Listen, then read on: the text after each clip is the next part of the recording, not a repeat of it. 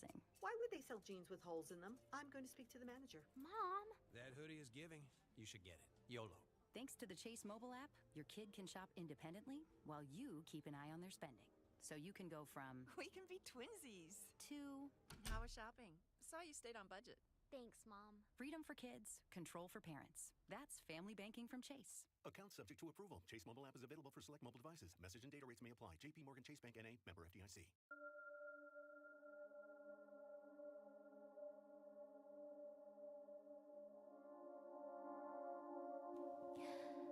Good evening, everyone. Welcome to DZ Comics Pokemon Wednesday night local tournament for Standard and TCG. Today, we have Tommy up there. I'm not too familiar with the name of the other person, unfortunately, yet. But, I know Tommy's played some pretty interesting decks. He usually likes to play something around an Eevee box, considering that, he does have his Eevee playmat right there, which is very, very fitting for the theme. If I could see the sleeves, I might recognize what deck he's playing. Although, very interesting night tonight. We're kind of reading to the last of the G rotation tonight. So kind of last chance to play some decks like Gardevoir, Goldingo, other big hitters. Dragapult will still be strong post-rotation, but so I'm sure we'll be seeing much, much more of it actually, in my opinion. Although, as we see, kind of like moving forward into the next rotation, we're going to be losing a lot of like basic supports. Like Nest Ball will be rotating, so a lot of the big decks like Absol Box or Absol King Kong and other basic attacking decks like Terra Box is going to be taking a big hit too in the rotation. So it'll be a fun chance to see what all we have going on today. Getting into it. Let's see here, what do we have in the hands?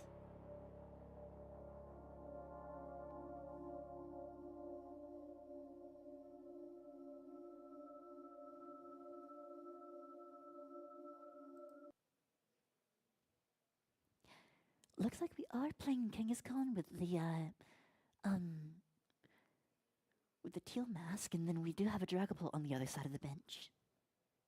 Gonna go ahead and Teal Dance to the Ogre Pond to attach one grass energy. We do have the Eevee there. That Eevee can evolve the first turn that it enters, but it looks like we're just going to pass. No Flareon or any other evolutions in the hand to really kind of accelerate that start. Though we will be able to evolve next turn, and we do get the attachment for turn to the Eevee. We're going to attach Luminous Energy to the Dreepy. Right now we're really just looking for Buddy Buddy Poffin or anything to get the Bidoof going, but we really just haven't seen anything. We don't have a lot of basic search. We do have the Fez. We're going to go ahead and Iono to really just kind of start searching for some of those more some of the key cards that you really need to open with in Dragapult. Right now, you really need another Dreepy. You could really use a Bidoof. Any like a Buddy Buddy Poff would be perfect right in this moment. Let's see if we got it here in this hand, though. We do find another Dreepy. I don't think I see... We do have Ultra Ball. We could go searching for it. We have 2 Ultra Balls, but it's not really completely worth it to kind of go through and discard so much in your hand. You got some decisions to make here. Do you really want to like limit how small your hand is? Or do you want to and go for like an item lock? Because the thing is, Tommy doesn't have any Knockdown on the bench, so he won't be able to use any Jewel Seekers to get that really accelerated start. And it looks like we are just going to go ahead and pass, if I'm correct. Yeah, go ahead and swing for 10. Draw for turn. We do still have that Kangaskhan in the active. We are going to be able to draw another 2 cards. Really, really important for this great, great start here from Tommy. Though, again, we don't have any Knockdown, so we can't Jewel Seeker. So it might, but we do have Ultra Ball in hand, which will allow us to possibly get a pretty good attack off this turn if we are able to find a Flareon and an energy attachment. Ideally, as well, we do want to see if we can find another Eevee. We did get Iono, so this is the fresh hand that we are looking at. Tommy probably didn't have the best of hands, seeing as he didn't bench any extra EVs, no knockdown, no nothing, we are going to find the Clefairy, such a very essential card. We aren't going to opt for an attachment here, which I do find interesting. We do have the Wellspring, so we do have the option to bench snipe that Droopy. All items are online. We could have gone for that, we could have really gone for that Badoo from the last turn, but just due to not being item locked here, really able to just make this turn really, really count. I believe we may have played a Crispin, if I'm correct. Though, I'm curious to see what those two energies are for here. We do have the availability to Teal Dance to draw one card here and attach accelerated energy to that Teal Mask over upon. A lot of options here. We are at a full bench. 5 Pokemon. We are going to Teal Dance, get that card draw. Gonna go ahead and get that attachment for turn to the Wellspring Ogerpon and retreat. And we might just solve for 20 here, yeah. Get that lock in for the Dreepy, prevent any Badoos from coming down and doing any sort of some really kind of like risky work here. Gotta go ahead and bench the monkey in this situation. That is a valid target for Wellspring here. We really want to find... Tommy's really just looking for that Crispin to make that next swing seriously count for that double KO. Though we are going to go in with an Ultra Ball. Likely we're looking for Dracloak here to get some draw engines online. We do have another Ultra Ball in hand if we really want to. If we want to go forward and just kind of start that deep dive. Evolve into the active. So that does get rid of the item lock, or the retreat lock. We do have the availability to retreat possibly into a Badoo for that item lock, though we do have to be very, very careful about, do we have that Crispin in hand, or do we, are we going to be able to safely promote that Badoo without worrying about, worrying too much about the double knockout here. The other thing to consider is, I'm not too sure how I feel about putting that Dracloak into the active there. It does get rid of the retreat lock, but we do have to be careful of the fact that now we are risking the potential of losing both our Dracloak and our Dreepy next turn. If we can't find that rare candy, we're in a very scary position to kind of just not have any valid attackers for the next turn. With this Iona, we are looking for any sort of basic search. We really need another Dreepy at this point. That Wellspring is so scary in this situation here.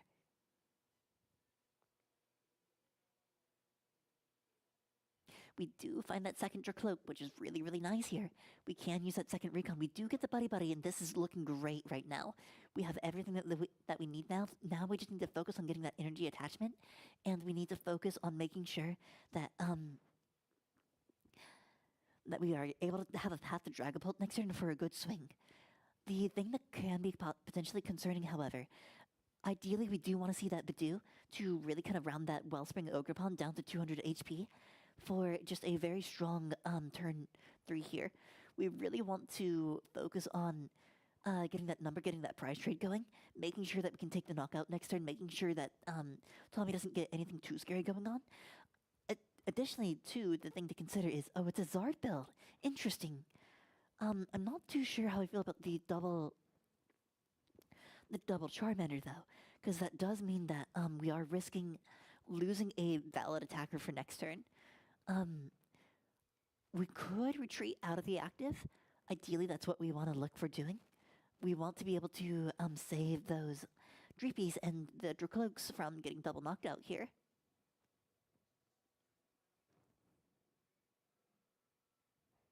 Gotta go ahead and get those recon directives going.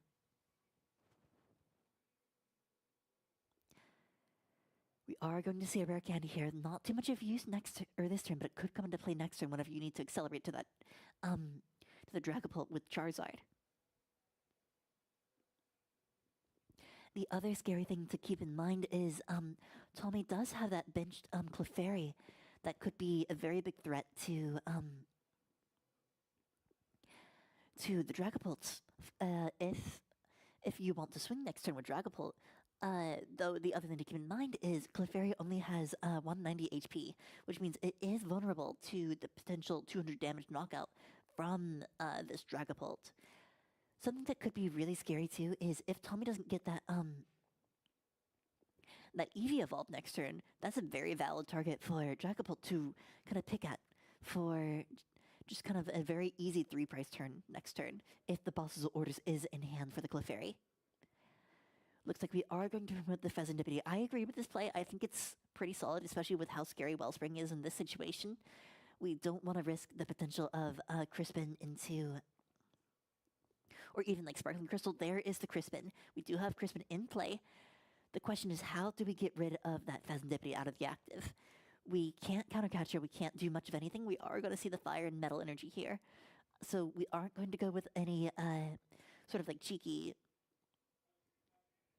Clefairy plays, but we do have the option of going for a Flareon play here. We could potentially double attach to the Eevee. If we don't have Sparkling Crystal in hand, we can attach 3 to the Eevee, evolve into Flareon, and swing for 280 for the knockout. However, that does mean that you cannot attack with the Flareon next turn. So you have to keep in mind that in order to really make sure that you have just a good next turn, we are going to go ahead and attach to the Wellspring, interestingly enough. We could potentially have Countercatcher in hand. We are going to retreat to that Kangaskhan. We do have 2 Noctowls on the bench now. Draw 2, and we're going to pass for turn. This puts Tommy in a kind of peculiar situation. I don't know how I feel about this. I think we could have the option to just knock out the Pheasantipity with the Clefairy, but that would have put you at risk of losing the Clefairy to the Dragapult next turn, and you really need to get that Clefairy going. Now that we have Noctowls on the bench, though, we are looking a little bit more comfortable in this situation. We do have Rare Candy in hand for Charizard next turn, if we have Charizard available to us. We do find I believe that's a Luminous Energy that we found. Going to go ahead and get the other Recon Directive. We do have the availability of potentially making use of Area 0 Underdepth in this situation. So ideally, we could evolve to Dragapult, get some things benched with Buddy Buddy. We're going to look for the Arven. We need a way to get that Pheasantipity out of the active, however. It's a good way to prevent the swing from the Wellspring, but it does create the precarious situation of, how am I going to get this Pokemon out of my active? Ideally, we could potentially be seeing Latios on the bench to free retreat that Pheasantipity. We are going to be grabbing Buddy Buddy Poffin. We do have the Ultra Ball that we are going to be discarding probably both of them, I would presume. We don't really have a use for Buddy Buddy Poffin, but we need the Dragapult or Charizard on the bench right now. Looks like we are going to be seeing the Charizard in this situation. Ideally, we swing into the Kangaskhan with the Dragapult, but we really just need... We do have another Ultra Ball in hand, I believe, but the Buddy Buddy, I wonder if that was just all from Arven. We are going to be full attaching to that Charizard. 180 damage to the active isn't terrible, but ideally... But it's just not really what we're looking for here. We could also attach to the Pheasantipity in this situation as well to get that extra attachment to get the retreat going, and I mean it would be just such a good position if we could just get some good damage into this Kangaskhan here, and especially knock out that Eevee on the bench. Very, very strong turn. 30 damage to one of the Noctowls or the Hoot Hoots, and ultimately get some damage on the field for a really strong setup.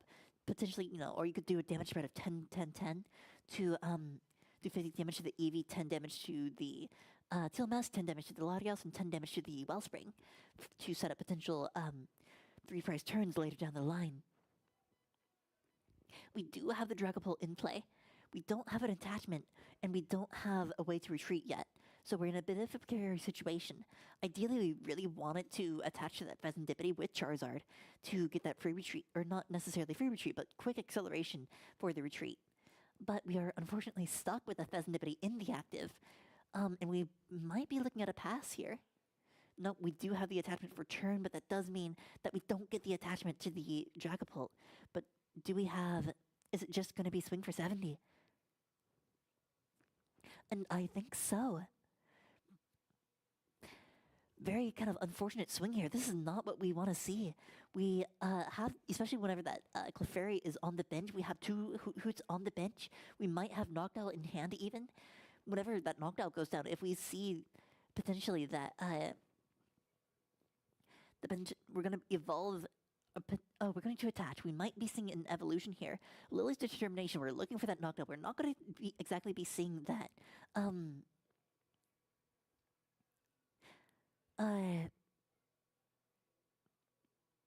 We're not going to be seeing the Crispin this turn due to the Lilies being played here, but we are going to be seeing some potentially pretty good hands here. We might be drawing. We're looking for those knockdowns. We're looking for maybe like a Prime Catcher as well. Prime Catcher, but ideally we want to be running Spark and Crystal in this deck, so I don't see an angle for Prime Catcher here.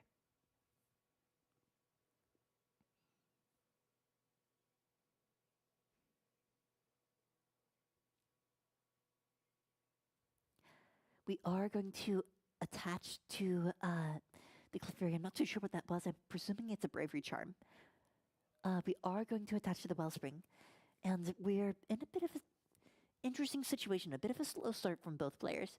Not really able to get any significant damage on the field. Both players just kind of setting up their engines, waiting for each other to make some big plays here. Not necessarily an ideal start here. There were some paths that we could have taken on both sides to really get like a very, very quick start to for some big knockouts. It looks like we're just going to pass here. I don't agree with attaching to that Eevee, especially whenever that Dragapult is in play here. That's kind of a very risky play here from Tommy. We don't want to be putting that many resources into one bucket. Especially whenever we have that 70 damage onto that Kangaskhan. We could be seeing some very big plays here from this Dragapult, especially 200 damage on the Kangaskhan. We could be seeing a potential boss's orders for next turn for a 5-prize turn. Ideally, we have the prize map set up for a 2-turn knockout, but we really need the energy here.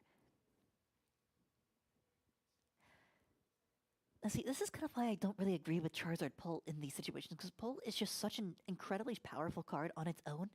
You don't need to worry about having energy acceleration, ideally, for that Dragapult, because, you know, you can run Neo up, or you can run Crispin, you can run all these things that just make Dragapult so fast, and the 260 damage consistently every turn is so incredible. In this meta where there's so many like evolution Pokemon, we're going to go ahead and attack. We're not looking at taking out the Eevee apparently, which is interesting to me. We want to make sure that we don't give them access to things like Counter Catcher or potential outs like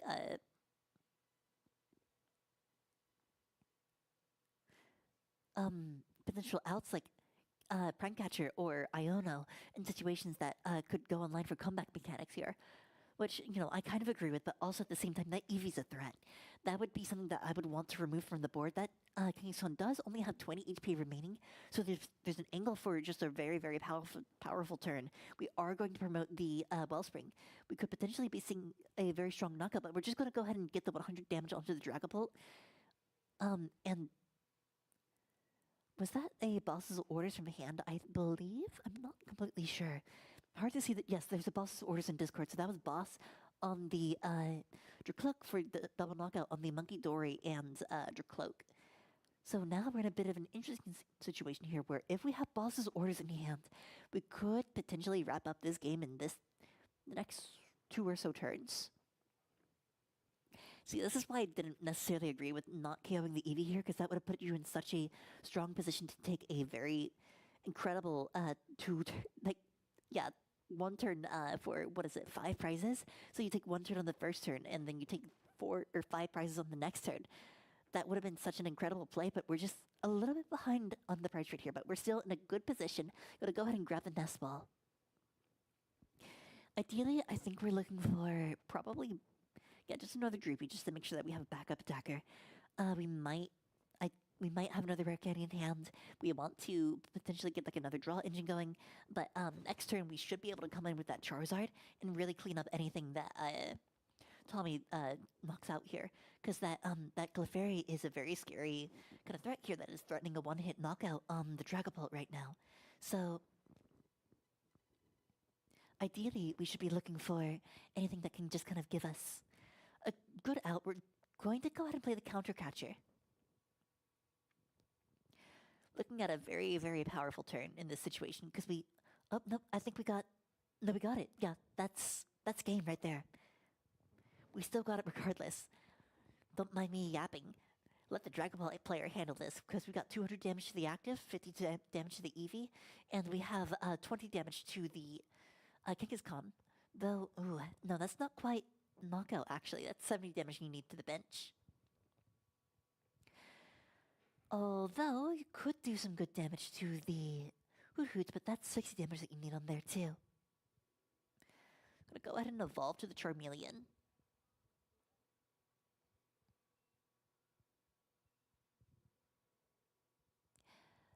We have some options on what we want to knock out. We haven't seen a knocked out yet. So it could be potentially that Tommy's just not having good hands. We might not be seeing the energy attachments that we're looking for, but we're just going to go ahead and take out a knockout on that Hoot, which is a little bit interesting. And we're not promoting the Kangaskhan, interestingly enough, for the card draw, though we are just going to go ahead and promote that Wellspring. We might be looking for another double knockout. Potentially, we could get a Sparkling Crystal Crispin. We do have potential for, I believe, Counter Catcher now. We did. Yeah, this is why you don't want to leave that Kangaskhan just kind of sitting there. Otherwise, it's going to get snatched up with a penny, fully healed. Tommy suddenly in a very, very strong position here. We do have the potential for the Phasmidipity getting knocked out next turn, but we need to get that Eevee evolved here. We will boss the Phasmidipity. Or counter catcher the Phasmidipity. I'm not too sure how I feel about that. And we're going to go ahead and just solve for 20. A little bit of out of resources here. We aren't finding those knockdowns, which is so rough after, a Lily's Determination and I believe an Iono. Or maybe it's just 2 Iono on Tommy's end. But either way, we've seen potentially over a good half of the deck, and we're just not seeing any knockdowns, which is really, really unfortunate. But we have had good hands. We have had good top decks. So, but we just are lacking that key component there for potentially just getting these really, really strong turns from Tommy here. On the other side of the field, though, we have such a good board state. We have a Dracolic, we have a Dragapult, we have a Charizard. We have so many options here. That Wellspring could very easily go down just within this turn if we are able to find our Prime Catcher or something to get us out of the active, because we're a little bit stuck here with that Sob.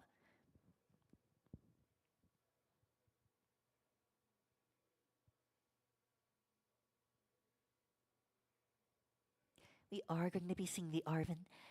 So we could be seeing maybe a switch, maybe something that will get us out of here. We do have the Super Rod, but unfortunately, I don't really think we have an out for getting this Fez out of the active here after that Sob. So going to go ahead and shuffle a few cards back into the deck. Monkey Dory, 2 Fire Energy, just in case we need to get that Charizard going for next turn.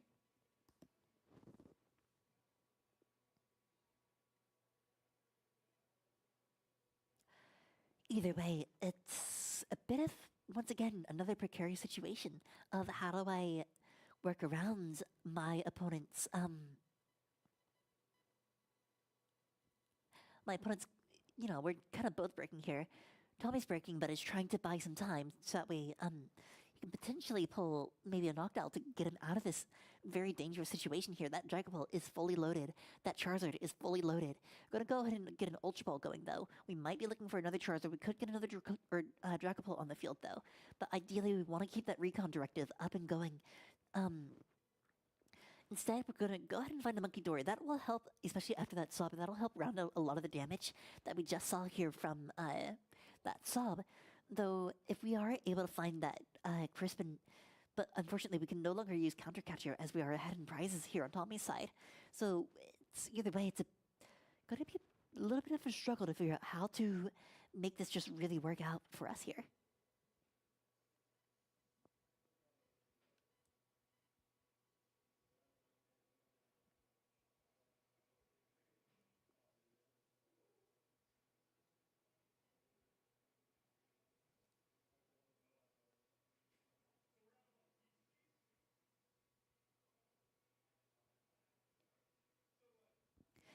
I'm not too sure. I think that might just be a pass, but there's not really a lot of other outs right now.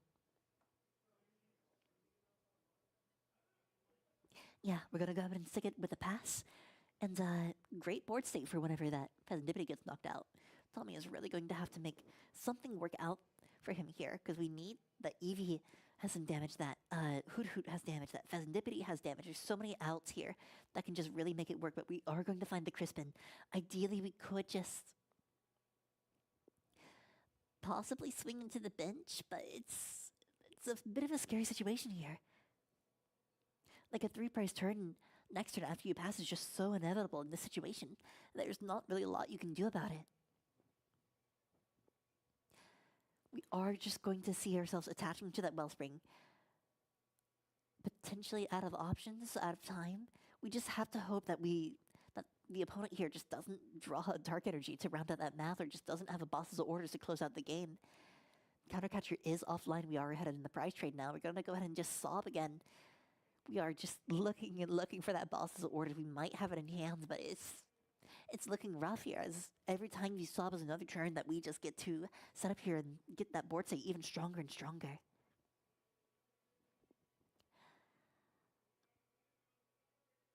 We do have a Fire Energy in hand. We're going to go ahead and preemptively attach here to the Pheasantipity. Can't quite retreat just yet. We do have the Unfair Stamp in hand for some just really great disruption, but I mean, ideally, Tommy's just not really had what he's been looking for, so Unfair Stamp, not exactly what we need, unless we just need another hand to really just kind of close out this game. Ideally, we aren't going to see a knockout on this Pheasantipity for a good little bit, so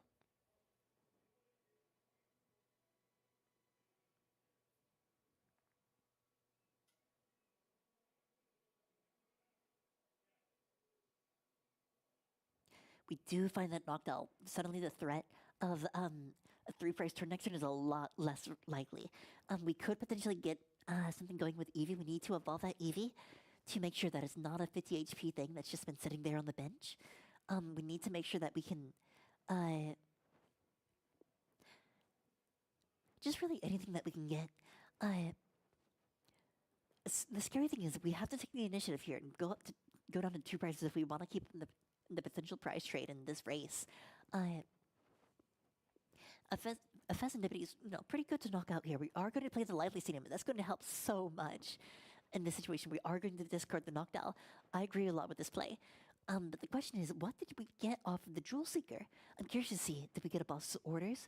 Did we get a Terra Crystal or a Terra Orb? Did we get a another Crispin? We have a boss's orders in hand here, so we could potentially boss up the Dracloak.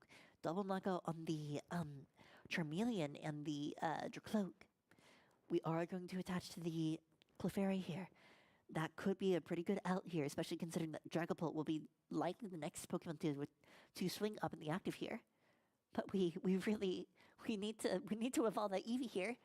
But now that it has plus, I believe, 30 HP from that Lively Stadium, since it is a basic Pokemon, we're looking at a good position here. Though,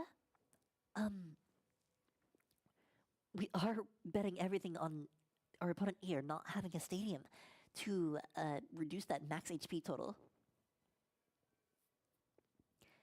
If we can't get that stadium out of here, we're looking at a very difficult situation. And another solve, interesting, we did have the boss's orders in hand, but we're just...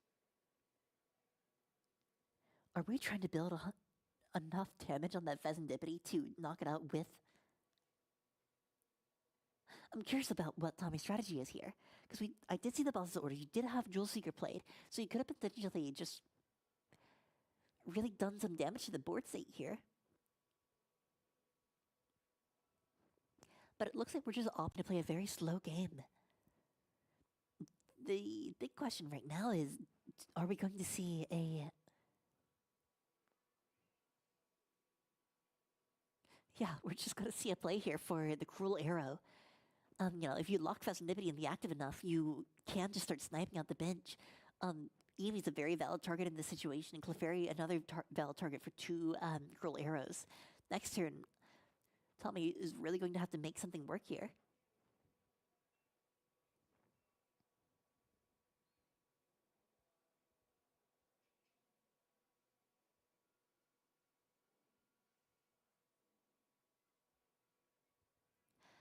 Gonna go ahead and play that countercatcher, bring up that Dracoloak. We're in a little bit of a precarious situation, but let's see how much damage is on the Pheasantipity right now.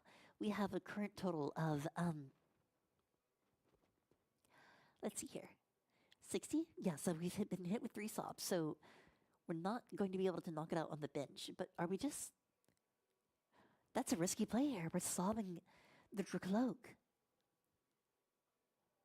What is the gambit here? Are we planning on decking out? Because Dragapult can evolve into Dragapult, and that's a valid attacker all of a sudden, especially if we get the Monkey Dory going online.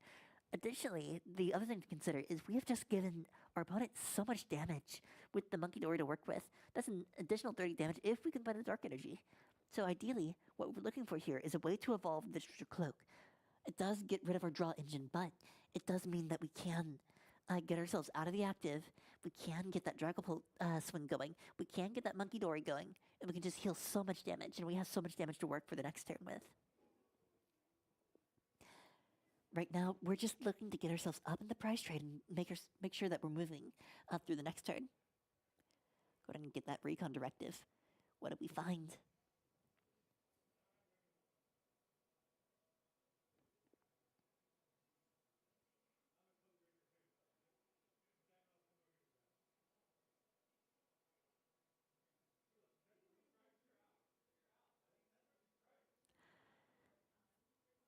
Bit of a holding my breath here. I'm really interested in what we've got going on. It's hard whenever I can't really see their hands right now.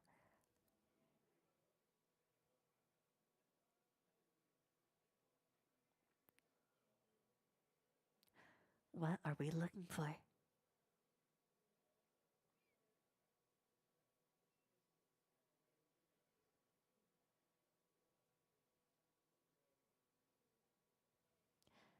Let's see here. What is that plate there? Is that a Charmeleon?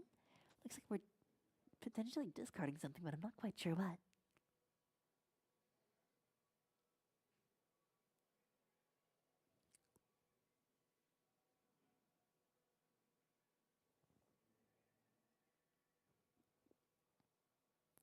I think are we just passing here? No, we're evolving into Dragapult. Okay, yes. So we have the potential to just kind of retreat here. If we have a Darkness Energy in hand, we do also have Hawlucha, but our bench is a little bit full here. Although that does mean the next turn, we can get quite a bit going. Gonna go ahead and look at the discard, make sure that we have everything in line and in check. We want to make sure that we have everything just in play right now. And the big thing to consider is, do we want to manually retreat this Dragapult into our other Dragapult and swing? Do we want to retreat into Charizard? Looks like we are going to retreat. We don't have another attachment. And it looks like Charizard is going to be the ideal play in this situation. A lot more health. It doesn't have the risk of getting one-shot by the Clefairy. And the thing to keep in mind here is we are a little bit low on energy in this situation. We could very potentially get a good swing in with the Dragapult, but the thing to keep in mind is we are out of countercatchers now. We are going to go ahead and Burning Darkness for the knockout on the Wellspring. We're losing a very big thing that Tommy was investing a lot of resources into. We had a full Crispin and Sparkling Crystal invested just for it to get knocked out with no double knockouts. We are going to see a card draw, 2 cards from the Run Errand ability from Kangaskhan EX. We are going to see the Leafeon finally evolving that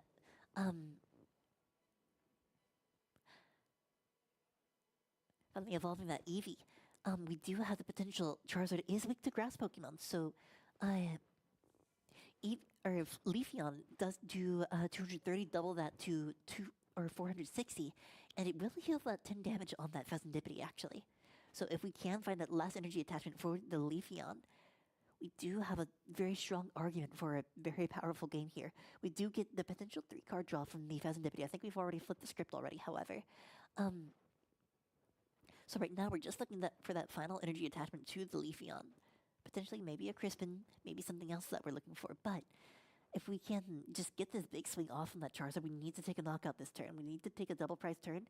Otherwise we're looking in a very scary position. That Charizard with how much energy is on it is a very, very big threat here. We have invested a lot of fire energy into that Pheasantipity, so there might not be a lot of fire energy to put on that Charizard or that Charmeleon next turn to accelerate with it. But we are going to see the attachment to the Leafeon. We are going to retreat into the active. And potentially, I believe we have the resources here to swing for knockout. And we are going to knock out that Charizard for a big, big turn here from Tommy. But the question is, do we have the return KO? This is a very scary situation to be in here. Not really one that you want to be in, ideally. We have a little bit of energy in the discard. We do have access to Unfair Stamp. We can put a large threat onto the field. We do need to still heal that 10 damage from the Pheasantipity, however. Because Leafeon's attack does... Let me see if Tommy has the proper energy energy attachment to the Leafeon to actually use the attack that it needs to use, but I'm not too sure.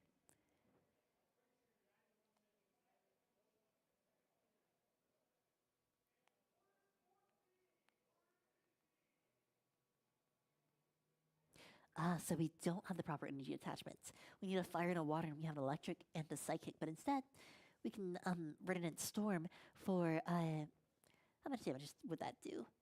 60 damage for each energy attached to all of your opponent's Pokemon. And yeah, that's a lot of energy attached to on all sides here, because I believe that was a total of 6, so that will definitely take the knockout, even without taking weakness into consideration. That Pheasantipity is really just kind of accelerating a lot of that energy attachment, or that damage from the Leafeon. We are going to see the Night Stretcher, that we do have a way to potentially get that Charizard up and going, but instead we're going to opt for a Fight Energy. Though the question is, do we have a Charizard in hand to evolve and take a knockout of this Leafeon? Going for the Buddy Poffin.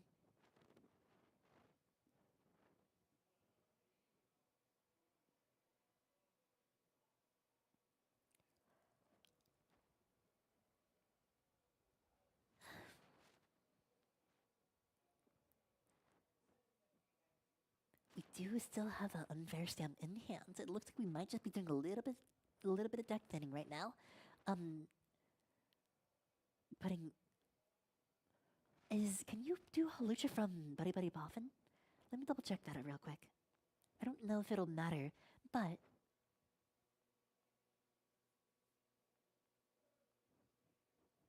I thought it had to be from hand. Yes, it has to be from hand. So from Buddy, the Hawlucha would not be able to do 10 damage. So there's no 10 damage on that Latios and Pheasantipity. I will come up and make the judge call. Judge is on table right now, but maybe time was called. It's been a little bit.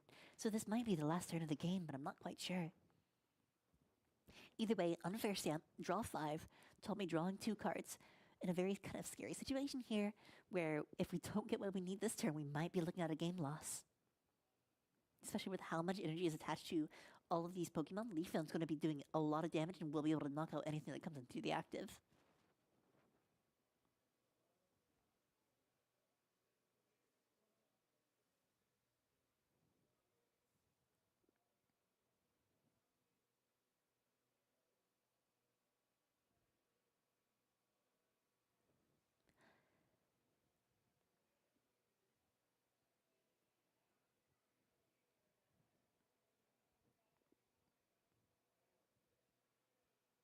We do find the Charizard, and we get exactly what we need. Attach the Fire Energy, last thing in hand. We're going to retreat, take the knockout on the Leafeon, and that will wrap us up for game 1 of tonight's local. Running away with it with a pretty strong and convincing, whenever you Wellspring and Soft Lock for that many turns, it gives you the opportunity to set up your board set and get this a position to where you're very, very comfortable and are able to just kind of take consistent 2-price turns every turn. So just kind of rinsing and repeating with that. Charizard, once those first initial 2-price cards are taken, you're able to come in with a lot of damage on the field and able to just really wrap up the game. Tommy kind of pointing to that Sylveon there, just saying, like, man, I really needed that Sylveon. I really wanted to start shuffling things back into your deck. I really wanted, because I think that's what he was building up that Eevee for, but I don't think he accounted for it being in the prizes. And he was just really hoping to be able to take that, but not able to find that Sylveon, unfortunately. and having to take an unfortunate loss first round. But this is a a 5-game tournament or a 5-round tournament, so we will be seeing a lot more action. You have a lot of time to come back from this, and ultimately, you have a really good chance overall to make it back from this initial loss. So either way, very exciting opening game. Some a few things that I probably would have made a judge call on, with that Halucha dealing 10 damage to the bench, but it's didn't really come into effect. We did get the Charizard anyways, so either way.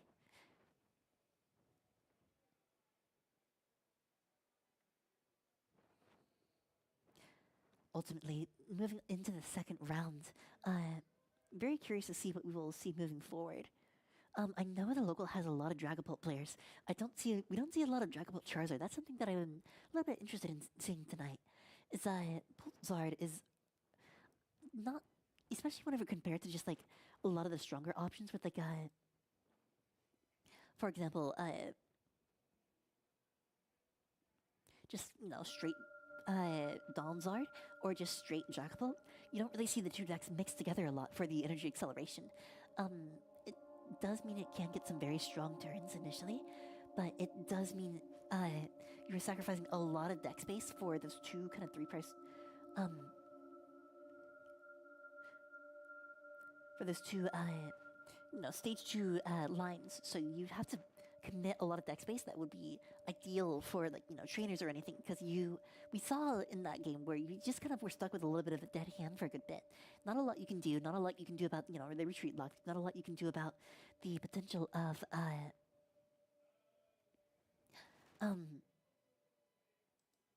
My moderate to severe Crohn's symptom. The potential of just not having a great hand. You have that unfair stand, but it can help you just kind of reshuffling. You have access to supporters like Lily's Determination, Iono, but ideally you really want to just kind of focus on, like, I am a bigger fan of, Dusknoir is such a powerful card, because by putting in Charizard and Dragapult in the same deck, you suddenly don't have room for Dusknoir in the Dusknoir line. But enough about last round. Moving on to what we have here. I know that's Cooper on the left there. I'm not familiar with the individual on the right, however. But I think we will be seeing potentially Goldingo. I know Cooper was talking about running some Venusaur, actually, so that could be interesting to see. But judging by the sleeves, those are his Zekrom sleeves. So we will be seeing a Goldingo deck here. Just kind of a straight Goldingo. Very kind of... He's been playing Goldingo for a very, very long time. Very familiar with the deck. The deck is very, very consistent.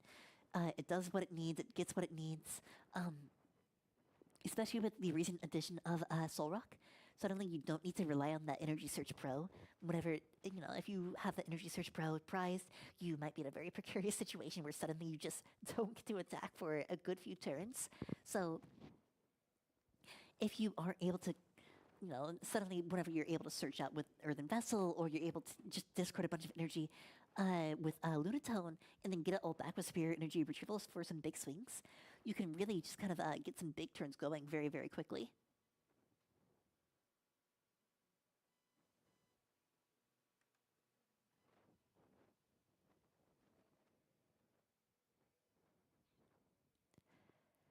Looks like we will be going second here. I think we're looking at another... I saw Dreepy, so we might be looking at another Dragapult. Dragapult is so popular in this meta. It's almost frustrating how often you see it. Like, you go to the local and you're like, wow, I can't wait to play against everybody's unique decks, and here we are. Goldingo Dragapult in a matchup as old as time here. So we are just going to open up with the Gimmighoul inactive. We do have a Lunatone on bench. And it looks like we will be going first here. Generally pretty ideal. We have the Nest Ball, so we can look out for that Solrock. Yeah, we're going to go ahead and bench that. And now with Solrock on the bench, we do have access to Lunar Cycle to allow us to draw for 3 cards by discarding a Fighting Energy. But the question is, what energies do we have in hand right now? Right now on the other side, we do have Jamming Tower. We do have that Neo Upper. Although we don't have a lot else going for us from what I can tell. We need a Buddy Pop, and we need an Energy Detachment to get back into that Bidoof. We want to make sure that Cooper here can't draw into Goldingo.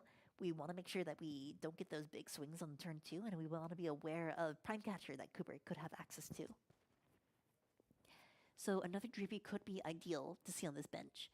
I know Cooper runs probably about probably about 6 Gusts in this deck, so the likelihood of him having something to pull up any sort of essential attackers is very, very likely in this situation. We are going to go ahead and Lunar Cycle to draw 3 cards.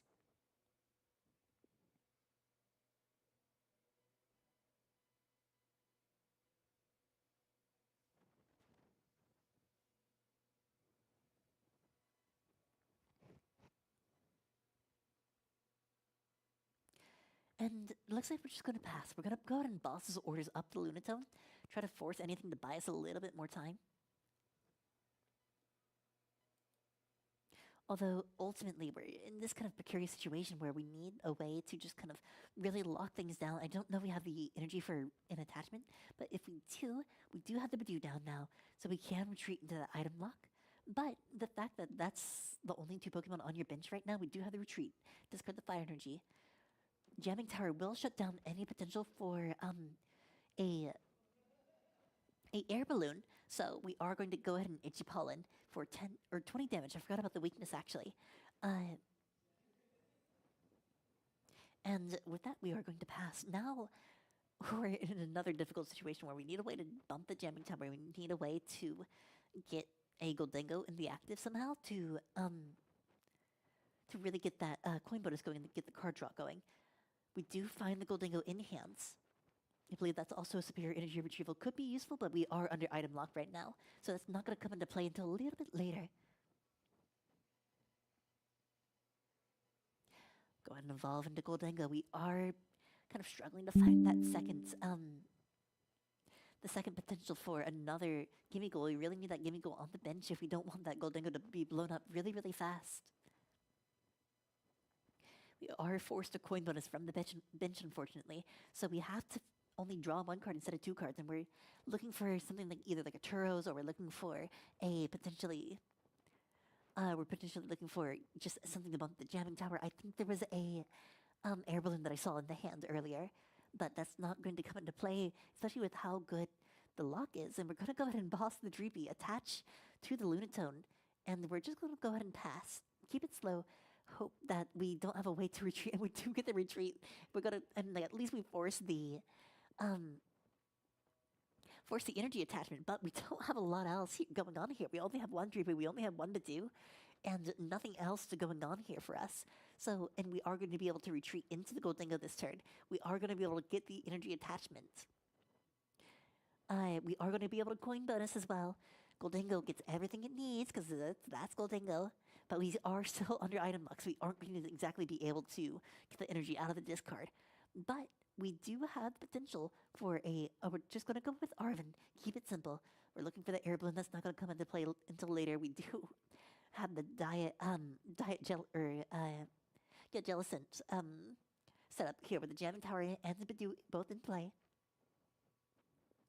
Grabbing an Earthen Vessel for the future, we do have access to superior energy retrieval for next turn for big knockouts if that Dreepy is to become a problem for the next few rounds. But ideally, I think what we're looking for is just try to buy more time with more item lock. So anything to prevent Cooper from getting those Goldengos going will be really, really just very, very good in this situation right now. We do find the Neo Upper, but we don't have a lot else. We're just going to have to boss those orders onto the Lunatone. We do have Jamming Tower still in play, so we aren't going to be able to use that air balloon. But if we can get anything, an energy attachment, anything going, we do win this. We do get the matchup going, and we are going to be able to close out the game with no bench Pokemon. Such an unfortunate opening hand, but, you know, in best of 1 format, it happens. You can't really get too caught up about it, but it's whatever. Yeah, and we are going to go ahead and pack it up. Not much else to say about that match. That's a wrap. That's Goldengo for you, and that's breaking in a best of 1 format. Bit of an unfortunate situation. Cooper going up 2-0 in this 5-round tournament. already having a really, really strong head start here.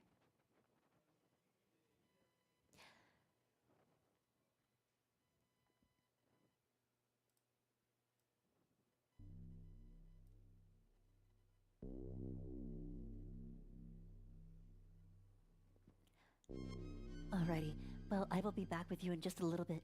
And, are we running it back? Alright, they're running it back. Sweet. We are going to be able to see another game in here just to make sure that, you know, we can get something. Well, we always want to get VOD footage for, you know, whenever you come to locals. It's such a great opportunity to have, like, a stream like this, especially for, like, situations of, like, being able to commentate, being able to, have that footage to review. Footage review is so important in competitive games like this, where you can just kind of watch back and see what you did wrong, analyze better plays you could be making. Hopefully my commentary comes in handy here for situations like this. So, we are going to be able to get into a game too. We'll see how far we can get into it, but this is just a casual match. Nothing super competitive, but I will be kind of running you through some commentary for this match as well.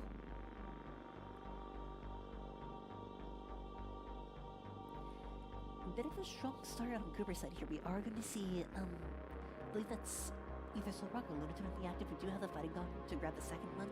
We do have a Fighting Energy, and we have Prime Catcher. Very terrifying opening hand. Yeah, we have Solrock right in the active. Opening with Latias EX in the active as well in this situation. Generally pretty good, especially whenever you want to search out for Badoo and get those early attachments into the Dreepy, so that we don't have to worry about the energy acceleration later. Oh, almost pulling out the second Solrock, because, you know, Solrock also has the ability Lunacycle. Though, regardless, this is going to be pretty good for future turns. We are going to be able to see that 3-card draw in the first turn. Though, if we don't see a Gimmighoul being placed down here, we might be in a little bit of a rough position moving forward for this next game. Especially if we can't find any items, or any search items for this first turn, we won't have access to them later on if we draw into them with Lunaton.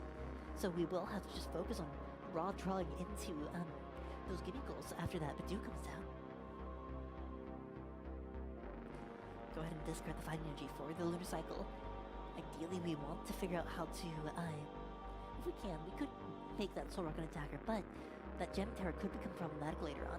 We are just going to see a pass. No Gimmighoul's bench just yet. Ultra Ball, we do see the Dracloaks. We do see a Boss's Orders there. I see a Night Stretcher. I mean, what a great opening hand. We have Badoo. We have, I don't think we have an energy attachment, however, but we do have a Boss's Orders. Bring up the Lunaton.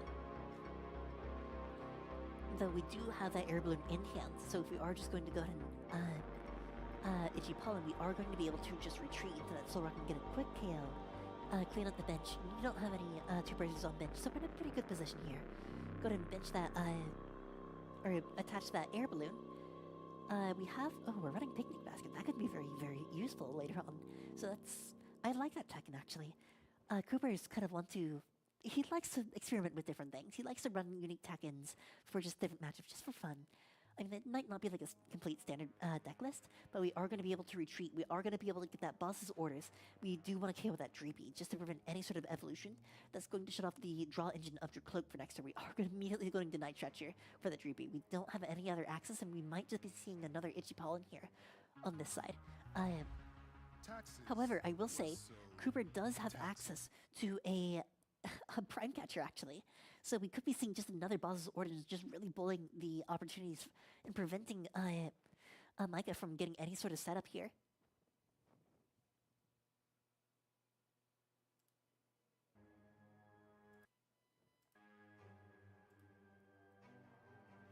We are going to be just playing an Arven here, get an Earthen Vessel, get a... looking for Earthen Vessel, thinking about it, and then realizing, like, oh, I need Gimmighoul's. Yeah, there's the Buddy Buddy Pop, and that's what I would expect.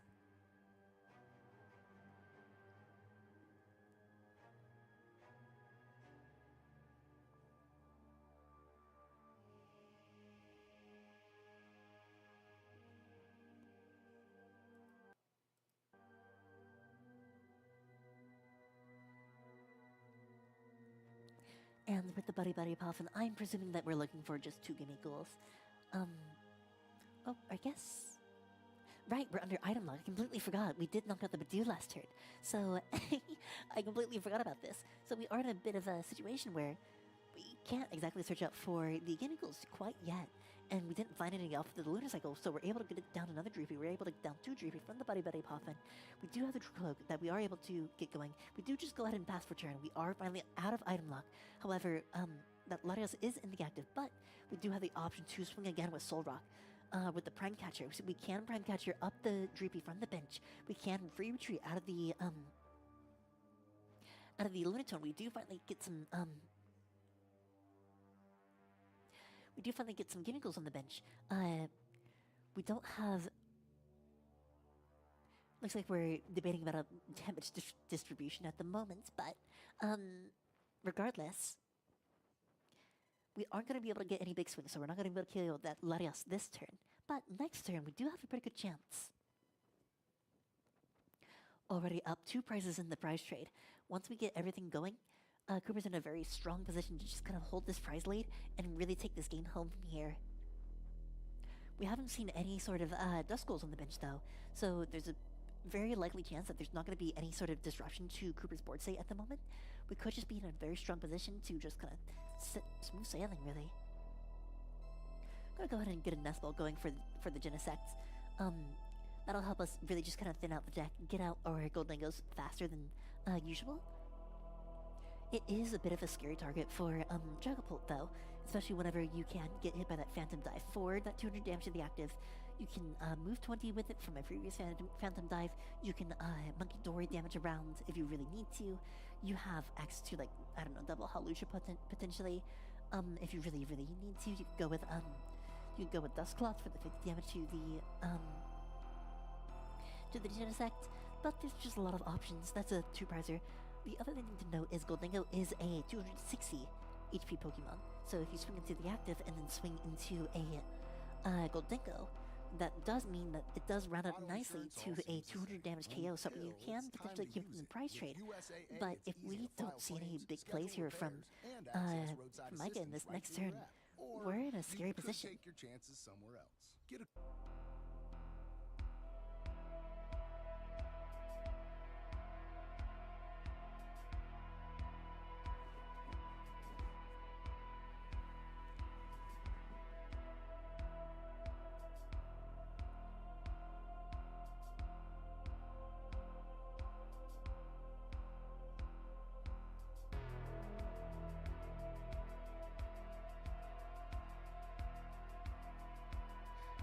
Looks like we are going to be getting the Fighting Gong out, get ourselves another Fighting Energy. That'll help us really just kind of keep the Lunar Cycles going as we draw another 3. Another Fighting Gong for next turn. This is going to be very, just exactly what we want to see here. There is the potential for, like a playing down of a Badoo. We do have Latios in the active, so we can get that free retreat into the Badoo. Potentially to set up and prevent any sort of big swings here from Cooper. Though,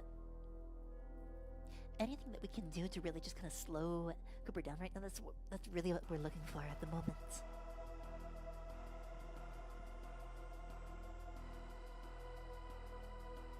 We are going to be seeing that Prime Catcher down to the Dreepy to kind of take down any sort of threats from the board. Free retreat from the Lunatone with that air balloon. Prime Catcher this early might be in a bit of a controversial play, but I think it's just to keep the pressure up. Don't think it's a bad idea, really. We are going to evolve into Dragapult. We are forced to place down that Neo Upper. And we're going to go ahead and hit the active for 200 for the knockouts. And we're thinking about where to distribute, because we could potentially put about like 30 and 30 onto each of those Gimmicools. And we might put maybe 10, 10, 20, or 10, 10, 10, 20. Potentially set up a knockout for later. We put, I think, 40 to the Lunatone. Maybe 10, 10 to 2 Gimmicool? Yes, gotcha. Though, considering what to promote, ideally in this situation, your Gimmicools are what you want to promote, especially if you have Goldingos in hand like this, because then you can free retreat back into, if you have an Air Balloon in hand, back into the Goldingo, and really get that card draw going, especially now that your Soul Rock is down. You're looking for, you're looking for like a night stretcher, or maybe you can use fighting gong too. That picnic basket though that I was mentioning earlier is going to come in really big handy here. Going to be able to heal just a bunch of damage. Having to read the card, in fact, I was like, what is this card? Who plays picnic basket? The Dragapult, notoriously one of Goldengo's a bit more challenging matchups, but you know, Cooper's already in such a strong position. His board state is looking great right now. We're already searching ourselves for another Goldengo potentially, though I'm not too sure if I see any. Did we just fail this is the question. Yeah, we just failed that actually. Gotta go ahead and go in with a fighting gun. Grab ourselves a soul rock, getting ready for another 3-card draw.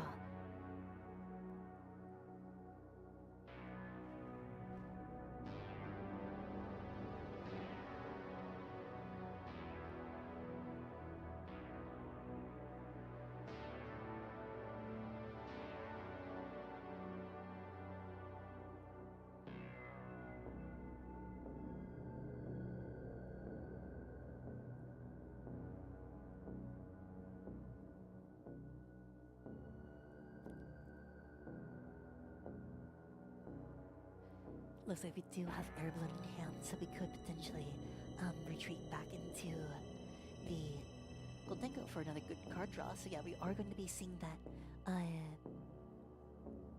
that coin bonus for 2. We might get, there's the air balloon attachment, retreat back into the second Goldengo for another coin bonus. Going through the discard, going to count the amount of fighting energy that we've already discarded, but we have so much energy. We do have the attachment for turn in hand with that metal energy right there. We are going to go ahead and Earth Vessel though to really start racking up the damage. Potentially, I believe we have access to. Oh, we're just gonna scoop it. We're scooping it already. Not even worth it at this point. Cooper, if this was a first 2 format, Cooper would be in a very strong position with a very convincing first 2 games. That aggression from Goldengo can just be so threatening, especially to a deck that wants to play really slow like Goldengo.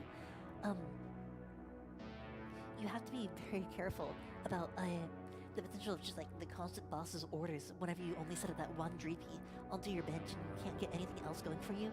You're just kind of stuck with that like situation where it's like, I don't know what to do. I can't get an attacker going. I only have this Bidoof and I can only enforce item lock, but Goldengo just keeps drawing and drawing and drawing.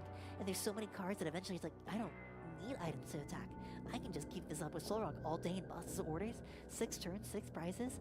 I mean, like if it really came down to it, Cooper could probably just take all 6 prizes with Soul Rock if there was just no attackers.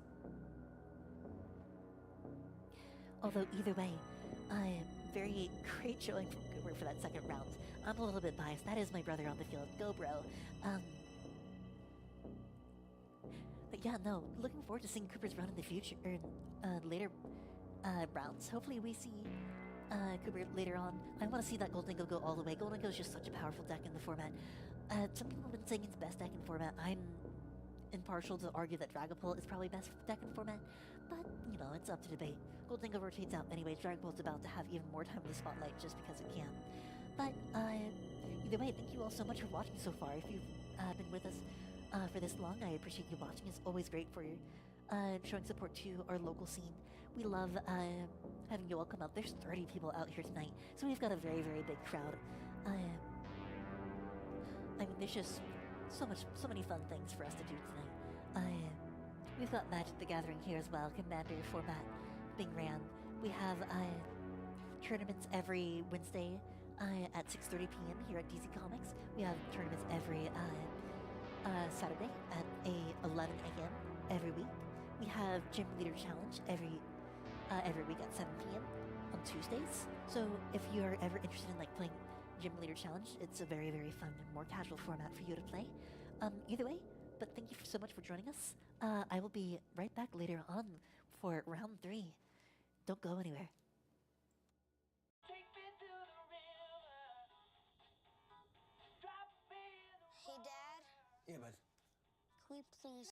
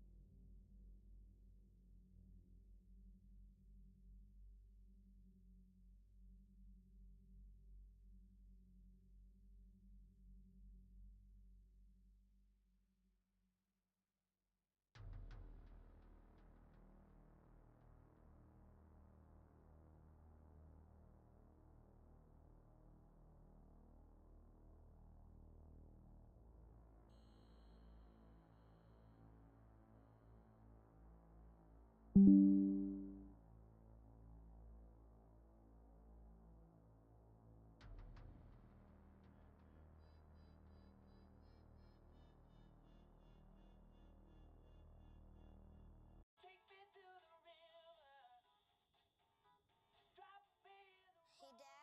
Yeah, bud. can we please take him? You want to take him to the... Hey,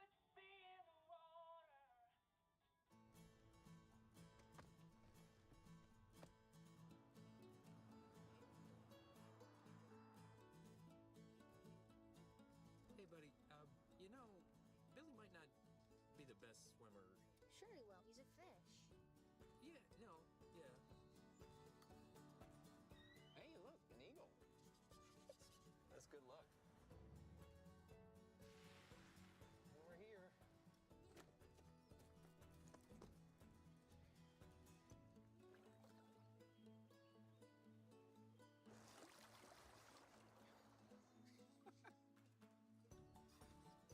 Is he waving? Open,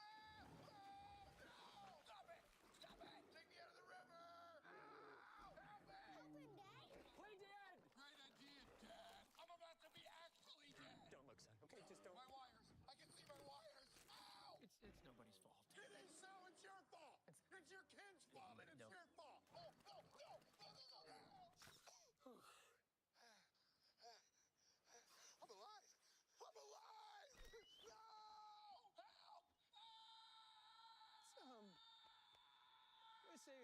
Help! Stay safe with 140 safety features in the all-new Jeep Cherokee Hybrid. But outside, you're on your own. A diversified bond portfolio and a diversified stock portfolio, they play really well together. I mean, it's a simple way to accomplish it, right? I mean, tequila, lime juice, and simple syrup play really well together, right? Like, don't complicate it. I mean, you want to think about it like that, right? They're these time-tested things that can help you accomplish what you're trying to do. And, I mean, do you really need to make it more complex? David Booth, our co-founder and chairman, I think he has a great line where he says, you know, usually complexity does not add value. And it kind of goes back to what you're saying there with your margarita. You got a great mix. Don't mess it up. Don't mess I with think it. it's already too complex once you add the lime and the simple syrup. I guess in that scenario, I'm a 100% equity investor. Here. Welcome to The Informed Investor, where we break down the latest financial headlines, bringing in research and insights to help you separate the news from the noise. A portfolio of 60% stocks and 40% bonds. Does it still make sense? That is our topic on The Informed Investor. I'm Mark Gochner, joined today by Jake DeKinder and Wes Creel. Guys, this is something that has been hammered for 20 years or so, is 60-40, and there's always better solutions. So let's do this. Let's start with some headlines, come to you guys, and we'll get some thoughts. I'm going to start with some negative headlines on the 60-40. I'm going to start with my favorite. You ready? The 60-40 portfolio is on life support. 4 new ideas from top managers. Another one. Why investors can no longer count on the 60-40 portfolio. All right, now let's go to a positive one. And this one is the classic 60-40 strategy makes sense for investors again.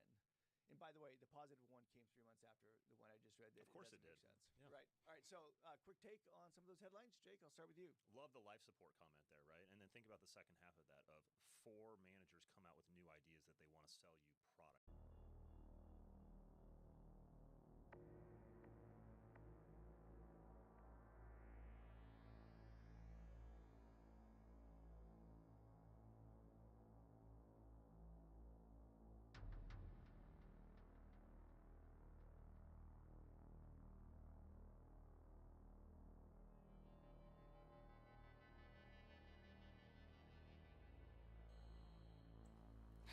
Hello, hello. Up now we have Carlos and Caden, both currently with a record of 2-2 in this round 3.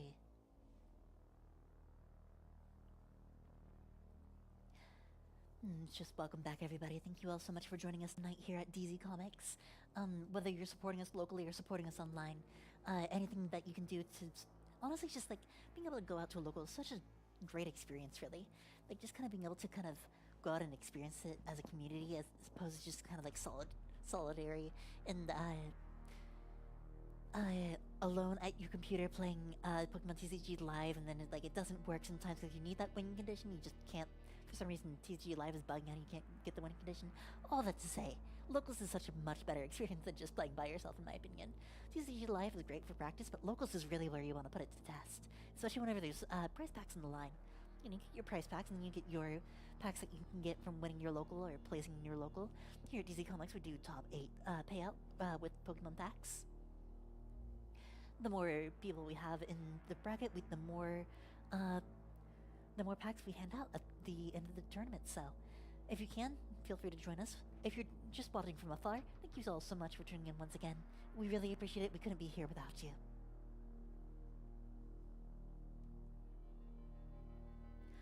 I'm a little bit curious about the matchup that we're going to be seeing here. I'm not familiar with what either of these players play, but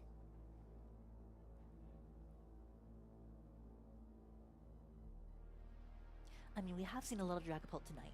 We've seen both of our stream matches have been Dragapult matches, so I would honestly be surprised, or not surprised, if there were 3 Dragapults in a row. If I see an electric, I see a grass, that might be Raging Bolt there on Caden's side. Bolt's risen in popularity ever since its recent placement. It kind of went away, and now it's back, and I don't know why it's back. How did it come back? Whatever there's decks I don't know, Dragapult and Gardevoir, that are both considerably not really great matchups for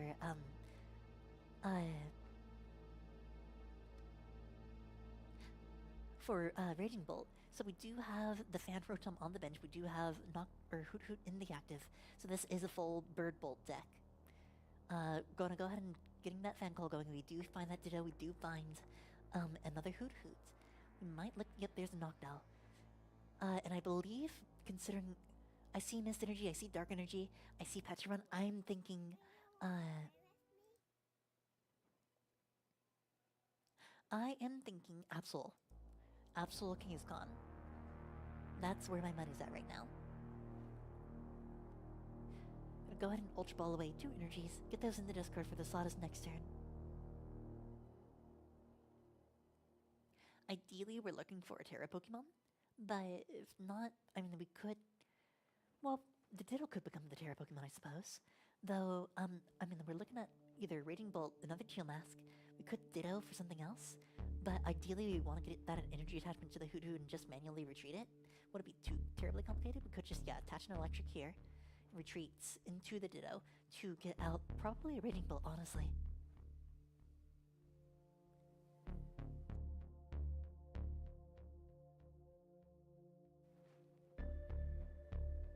We are going to find the Raging Bolt with the Ditto.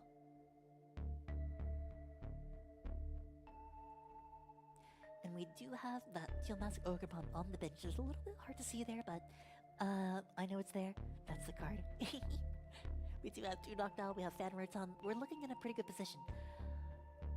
However, on the other side of the equation, we're not really looking at a great hand from what I can see. We only have some Mist Energy. We have an Energy Swap. We have a Boss's Orders. Not too sure what that last card is. I can't quite catch it, but hopefully that's a Lily's Determination. We need to be able to kind of just retrieve cards from for our hand. We can't attach there. I believe we've already attached to the Hoot Hoot to retreat it. Hold up. I'm revealing the hands, and we're folding. Understood. I see.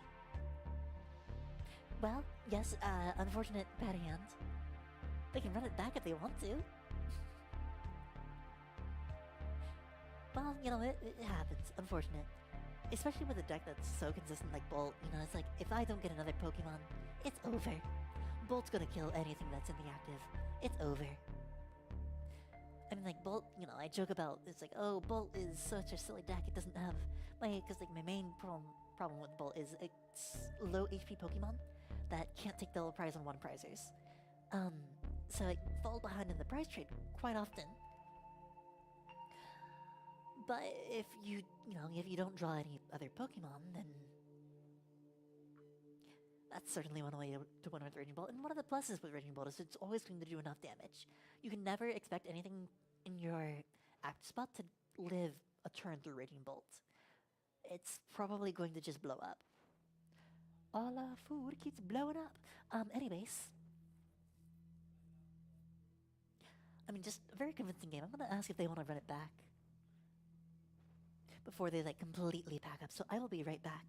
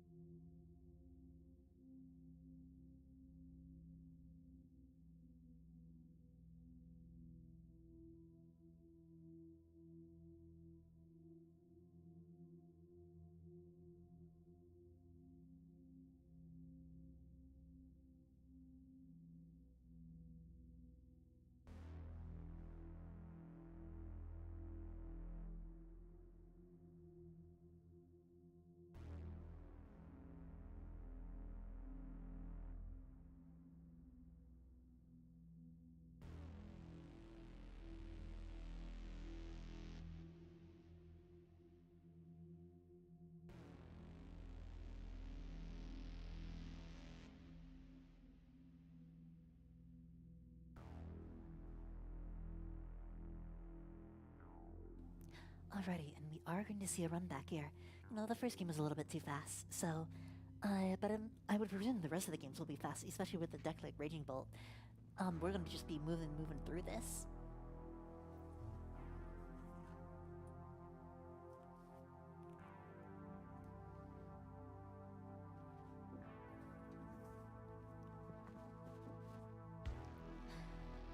Alrighty. So, I mean, with the matchup with Absol and Raging Bolt, so this is actually a relatively good matchup for Raging Bolt, right? Because the matchup relies on the opponent not being able to blow through the big basics, like Mega Kangaskhan, who has a base HP total of 300, bumped up to 350 with Bravery Charm. Same thing with Absol with 280 HP, bumped up to 330 HP with Bravery Charm. So the idea is you just don't let your opponent take a knockout in one hit, and then you can double Monkey Dory to put 60 damage onto the opponent and knock it out in one hit with Mega Absol. The thing to consider, however, is with Absol's Claw of Darkness, it only does 200 damage, and Raging Bolt has 330 HP. So it's not theoretically going to be able to blow through Raging Bolt in one turn, especially if there's no damage counters on the field, which presumably there won't be. But because Raging Bolt does so much damage, it could take the game in 3 turns. Opening up a Ditto in the active, what an amazing opening hand here. We even have Fan Rotom in the hand. Oh, we have everything that we need. We have energy, we have everything. Whatever we want. The world is our oyster in this hand. I'm gonna go ahead and activate the Fan Call, grab the Hoot Hoots, the Knockdown. Yeah, just double the Hoot Hoot, 1 Knockdown. Keep the search going. That'll give us exactly what we need for the next turn. Ideally, we want to look for Crispin and Professor Sawda's. Crispin's only if we don't have anything in the discard, because Sawda's just such a good draw engine on its own as well. Drawing 3 turns and then accelerating 2 energies is such a nice feeling. We're gonna go ahead and grab the Teal Mask. We want to make sure that we have that Terra Pokemon on the field. Ideally, we want to go ahead and Teal Dance to it as well, just to make sure that we have that extra energy attachment to it. And, you know, the benefit of the card draw is always nice. But that will be able to be retreated next turn, or we could just go for a Latias play and retreat it in turn as well. And that allows us to stack up a lot of energy to potentially take a KO on that Mega Kangaskhan. To KO it, we need 5 energies on the field, so that could be quite a bit of effort on the side of the Raging Bolt to get a total of 5 energies here. So I believe because the pathway that we get that is attached to the Teal Mask, again next turn. Professor Sada to accelerate 2 energy from the discard next turn, and then manually attach to the active Raging Bolt for the knockouts. So that would be the ideal energy mapping for knocking out this Mega Kangaskhan in the active. But, you know, what can you do? If you can't get it, you can't get it. But we do have 2 knockdown or 2 Hoot on the bench. It's very likely that we'll get it regardless. I do see Crispin in hand there still, but we are going to get hit with an Iono. This could be either really good or really bad, but either way, anything to get us accelerated really fast here will be ideal. 2 Monkey Dory Bravery Charm. Another Iono and Penny. Not what we want to see here. This is generally kind of a rough start. We are going to be able to probably bench another Monkey Dory here, but what we are really looking for is that TM Turbo Energize. But we're just gonna go ahead and get the Bravery Charm attached. So now we need a grand total of how much energy? No, still 5. So the Bravery Charm won't really help with the math at all, but I mean it does, I suppose, prevent a little bit of damage from other Pokemon. I'm not sure. I would probably keep that open for TM Turbo Energize in this situation, because we really want to be able to accelerate energies onto the field as much as possible. Though otherwise, we're in a bit of a scary situation here, as we're just going to pass turn over to the Raging Bolt. Having to just pass turn to a Raging Bolt player is never a good feeling, especially like this. You just have to hope that the Iono did its job and lock them out of any sort of knockdowns here.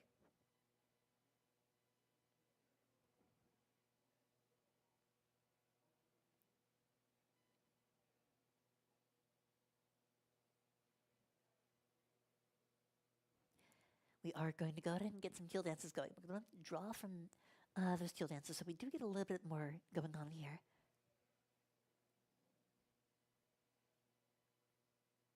Oh, we just pass. Interesting. Not really a good way to... I don't think they just want to play Crispin just yet. Probably just mostly opting for the card draw. We are going to... Is that... I'm not sure what card that is. I can't quite read that. Is that Laboratory? I think. I'm not sure. But I think we just pass back here. Not much else you can do. We are going to be pinning up the Monkey Dory. Not really a point of having too many Monkey Dory in the bench in this matchup, since there's not going to be any damage counters on the field at all. Thanks to Raging Bolt doing obnoxious amounts of damage. Though we do have a case here for potentially getting the Raging Bolt off this turn. We need 5 energy. We have 3 in play. We have Crispin as well. Did we just pass here? We might not. No, we're locked out of the knockdowns. The Iono is coming through. We have 1 knockdown on the bottom of the deck, and not much else you can do about that.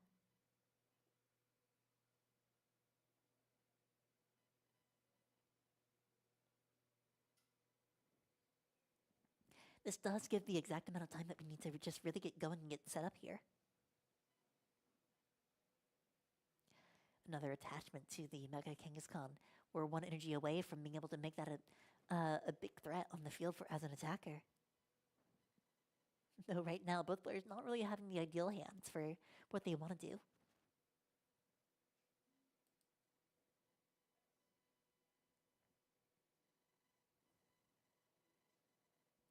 We do find the Pokegear, though. I see a boss's orders there. We have another boss's orders. Hey, you need a boss's orders here? Anyone need a boss's orders? Wow. I wonder what they were going to grab. Though, regardless, it could be good for taking out potential threats. But on the other hand if we flip tails, do we really want to risk having that Raging Bolt in the active like that?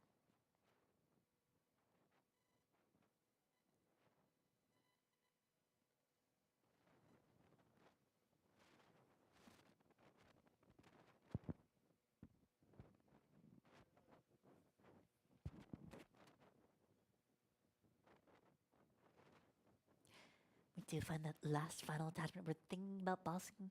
Yeah, we just bossed the Hoot Hoot. Not a bad idea, really. Get rid of the potential for any sort of big turns with double knockdown. Though if we don't top deck knockdown this turn, we might be in a little bit of a scary situation where we just lose access to any potential for having a good engine here. Right now we're looking for Sawdust, we're looking for knockdown. We do find a Nest Ball, however. We might, if we have Pheasantipity in the deck, we might be able to get an extra draw, 3 draw.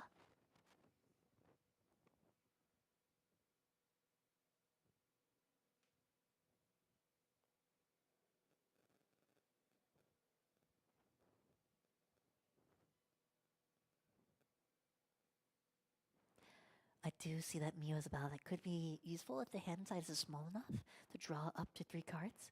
Just really anything to get some sort of draw going. Another Hoodoo could even be nice, just to make sure that you don't run out of engine, just in case they boss up your last Hoodoo on the bench.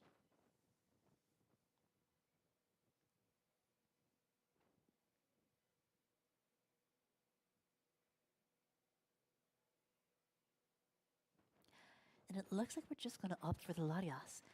There is an argument for retreating into Raging Bolt here and doing Bursting Roar to discard your hand and draw 7. If it's really that bad, I mean, like, Raging Bolt's kind of built to be able to move that fast, but it's like, you know, you have to be willing to discard your hands, and you've been passing a lot, so your hand's probably pretty large. So it's a bit of a not great situation to be in here. But regardless, if it really comes down to it, you might have to.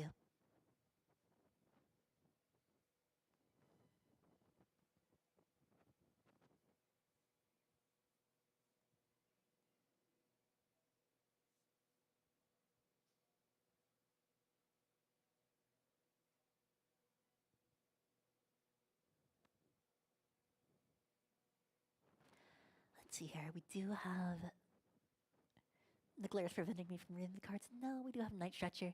I think that's the ace back, so I would presume that's Prime Catcher. Although, I mean, you want to keep that Mega King's Colony in the active somehow. So we're waiting for another Mega Pokemon to be benched, and there it is. Gonna go ahead and bench an Absol attached with Bravery Charm and the Darkness Energy.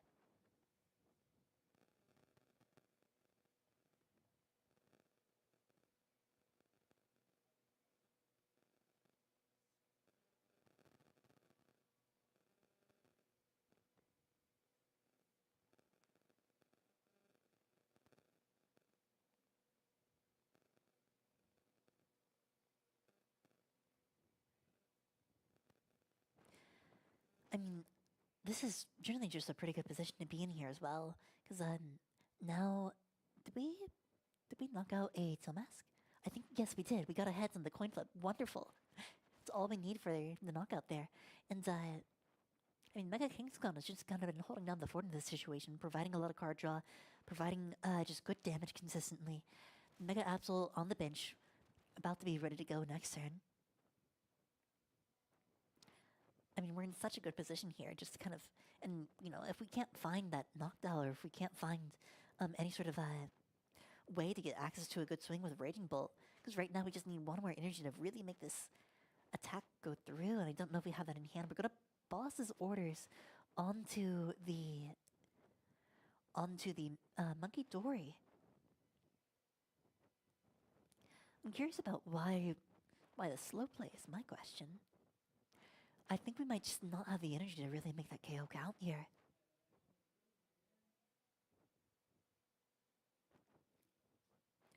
Stuck with 4 energy here. Not having a good way to retreat. Well, no, we have Latios, so we do have a good way to retreat. Or just not really having a good way to make ends meet in terms of this setting. But now Team Rocket's Watchtower is down. Things are just getting more grim and grim by the seconds.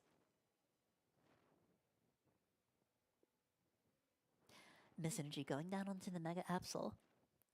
So that does prevent us from getting hit by any sort of effective attacks, but I don't think it's super relevant in this matchup. I believe that's another Mega Absol onto the bench.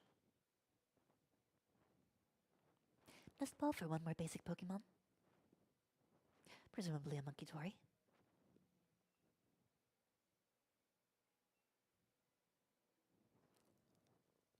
Ooh, we are going to be seeing the Toad Scroll.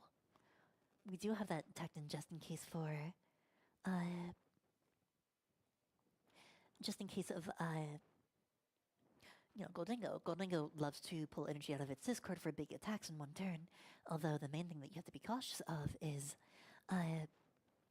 Professor Sada's, I believe, goes through the Toad Scroll clause, as it does cause, Toad Scroll only blocks retrieval through, I believe, only items.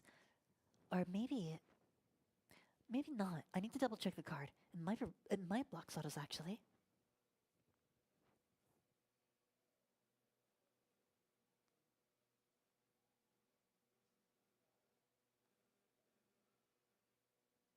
Or sorry, I need to check Toad Scroll.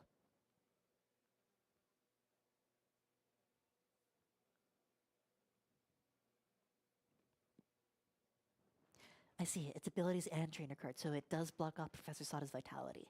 So it can be a little bit of a precarious thing if that Toad Scroll is to come online. All of a sudden, you can't really get the energy out of your discard.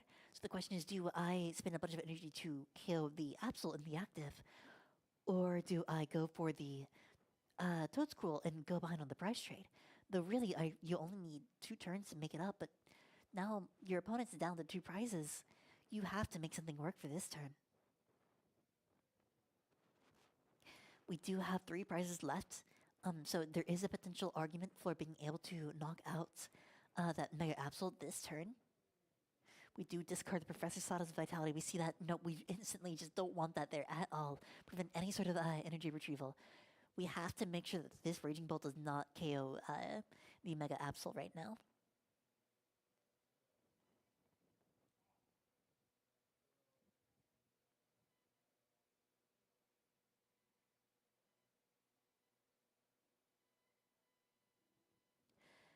$200 damage onto the Mega Absol. Anything will kill it next turn. We are going to go ahead and get that Ultra Ball down. That means we are able to find the knockdown, but that Team Rocket's Watchtower is going to be so problematic in figuring out how to make this all work out for us here. I'm not too sure. Oh, does Mute EX. Get it down just for card draw.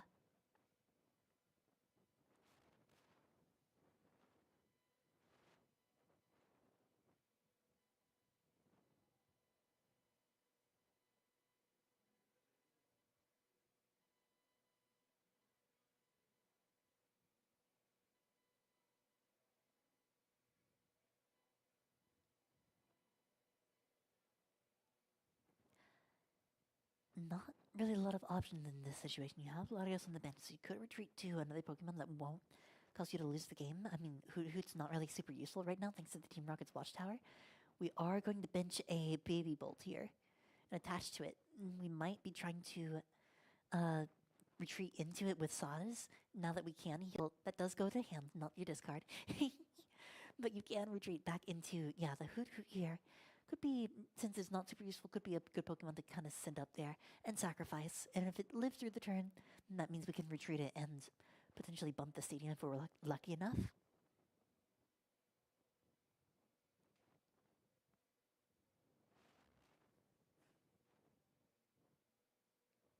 And we are just going to pass the turn so far.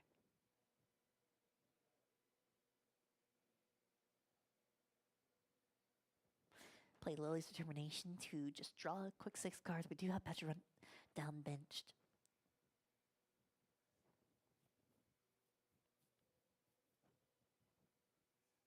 Ideally, we're just kind of digging for a boss's orders at this point.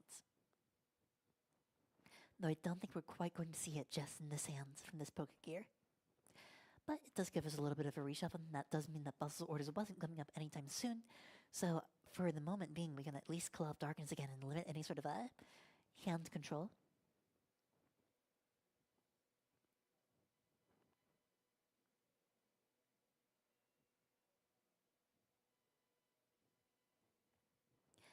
Promoting the Mew into the active with its free retreats.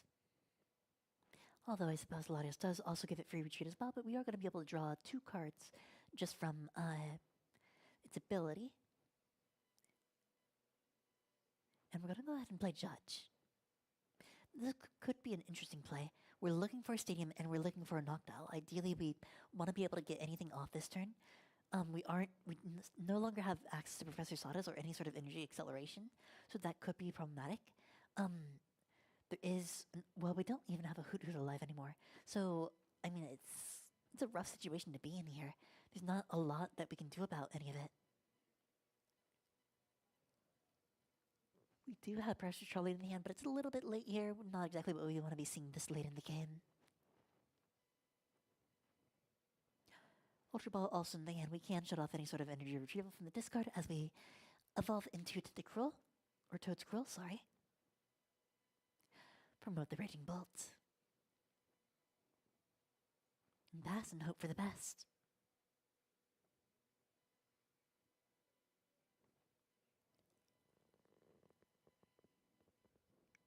And we will be seeing Ultra Ball for that Toadscruel.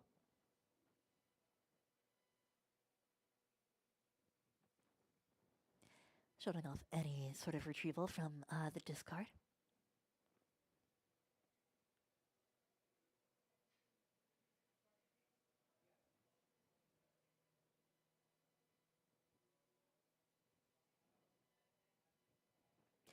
And ultimately, we're just going to swing into the active, trying to get any sort of discard the Professor Sawdust. That's such a that's the scary thing about drawing into a new hand, especially against a deck like Absol, is it can just really limit to what you can actually play in a situation like this.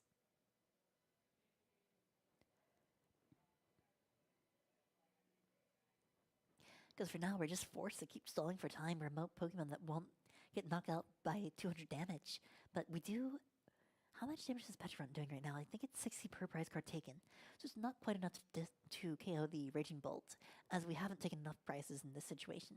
But especially with that Baby Bolt on the bench, not really something that we want to do in the first place. We are going to go ahead and play Crispin, get the Electric Energy and Grass Energy for the Teal Dance. We could potentially... Let's see here. So that's 3. If we have an energy in hand, we could make the play work. If we top decked something really nice, that would be great. But we aren't going to be able to get the card draw from Professor Sawdust Vitality. And since the Toad Scroll's up, I mean, ideally, I probably would have discarded Crispin instead of Sawdust Vitality if you have the Toad Scroll. Not really much of a point in discarding it if it's already blocked by one of your deck-ends.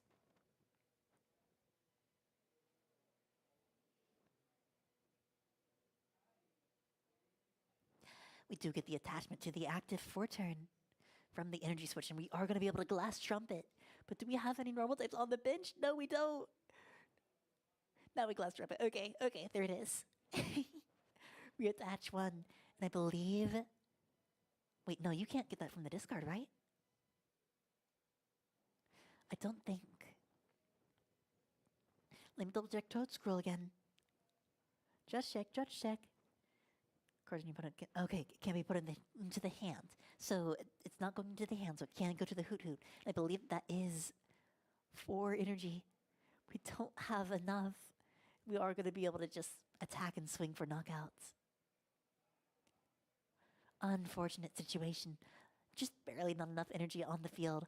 We needed just a few more normal type Pokemon. That's kind of like the situation. Like, do you regret promoting that Hoot Hoot because of the Glass Trumpet? The Glass Trumpet could have been so useful because it can attach to 2 Pokemon from the discard. It doesn't have to go to the hand, so it bypasses Toad Scroll.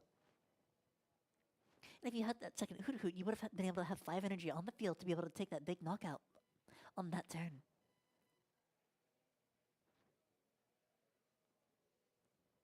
Either way, a very fun match back and forth from both these players. An unfortunate start by just opening Patchy Run and nothing else, and getting immediately knocked out by a Raging Bolt. But, you know, it is what it is. Best of 1 format in a situation like this. Not a lot you can do about that, so. Either way, thank you all so much for joining us so far. We appreciate it. Kind of shaking his head. He's like, man, I really wish that's how that game went for me. You know, having to deal with just getting donked in this. This was a casual match that was most recently ran. So there were no stakes in that match. We just ran it to prevent a little bit of dead air because it was just a 2-turn game. Either way, round 4 is coming up soon. I'm going to let you all go for a little bit, but I will be right back. Don't go anywhere. Next up, we will have 2 opponents who are currently both, I guess at this point we are 3-3. So looking forward to seeing you all again soon, and thank you all so much for coming out. Bye-bye.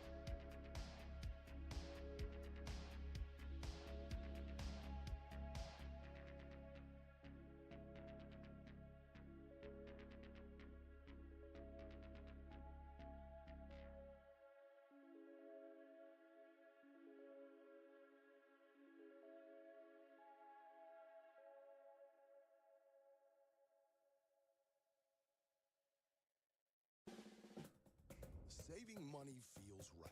Just like when things are packed tidy and tight. Get auto insurance that fits your budget and your needs. Save up to 10% when you bundle auto and renter's insurance. Get a quote today.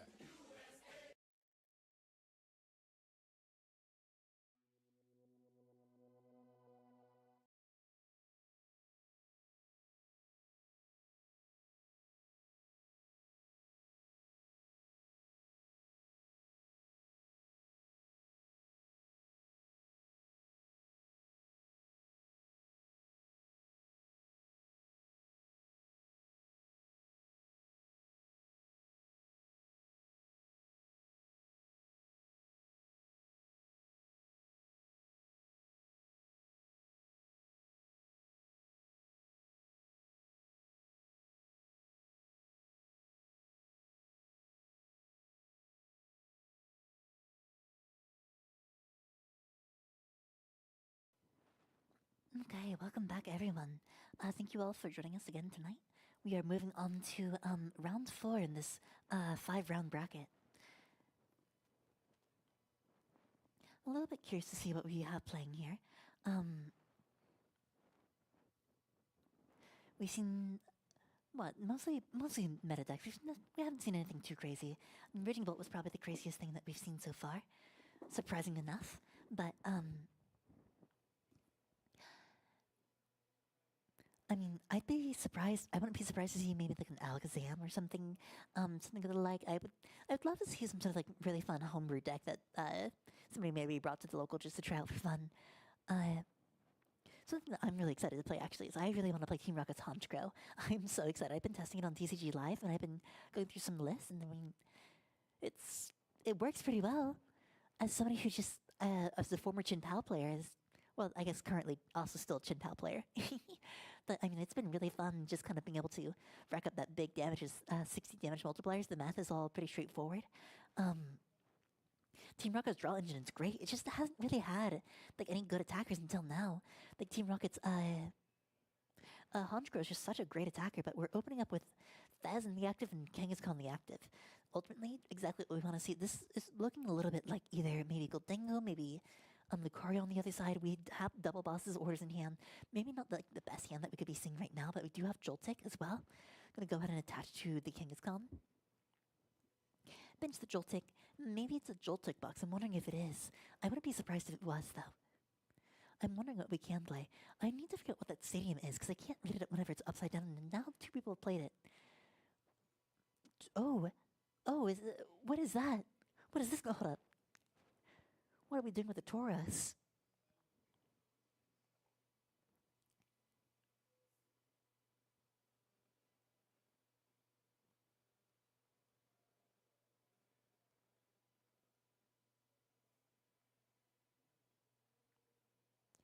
Okay, let's see here. Let's see if we can find the card for this.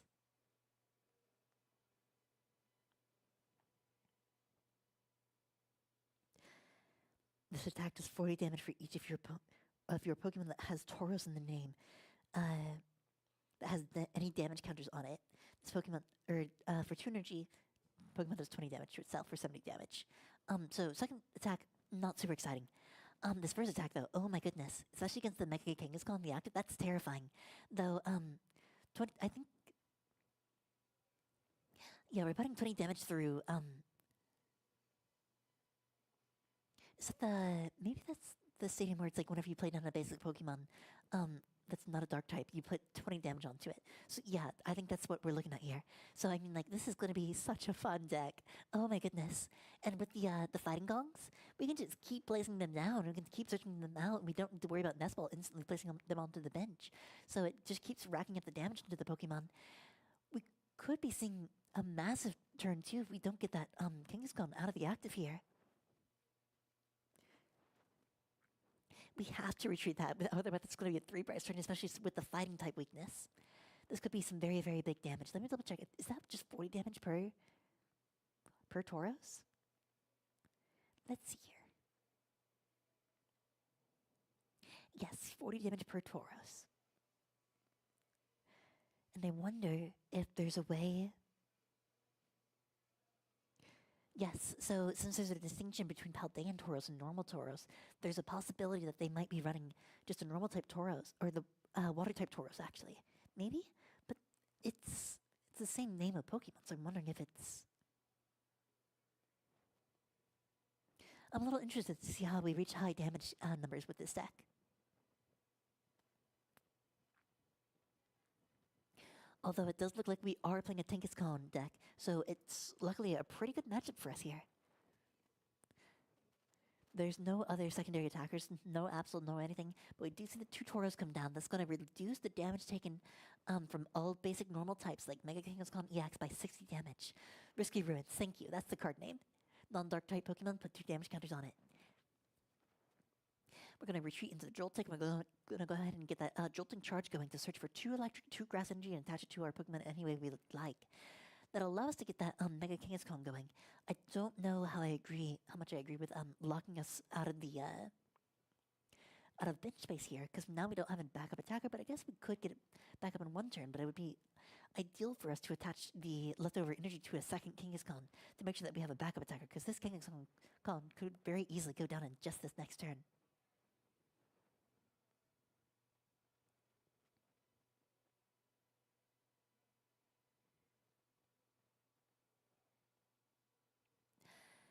Attaching to the active Nipity to get ready to retreat it. We could promote for the Tauros and then go ahead and get a swing in on the Joltik. That's a potential possibility here.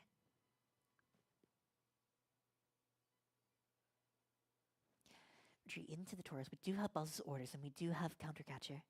Though we are even on prices, so that won't come into play just yet.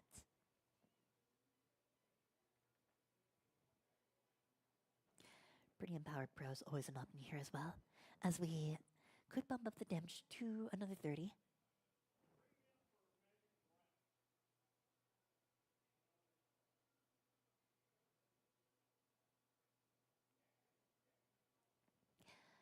We're considering what to play. We could play it, we could not. We're doing a little bit of damage calculation. That Kangaskhan has a total of how much HP? So that's 60 plus 50, effectively 410 HP. We're going to still go ahead and boss up the Kangaskhan. We want to get as much damage on it as possible. I don't think that'll be enough for a KO just yet, but we need to get 400 damage going with that Tauros to actually be, or sorry, 200, at least 210 damage on that Tauros to be able to knock it out in 1 turn. But we can at least get a good start on it with, so that's going to be 80 plus 30, so that's going to be 110 times 2 for 220 damage to that active Mega Kangaskhan EX. Though it is reduced down by 60, so it will just be 180.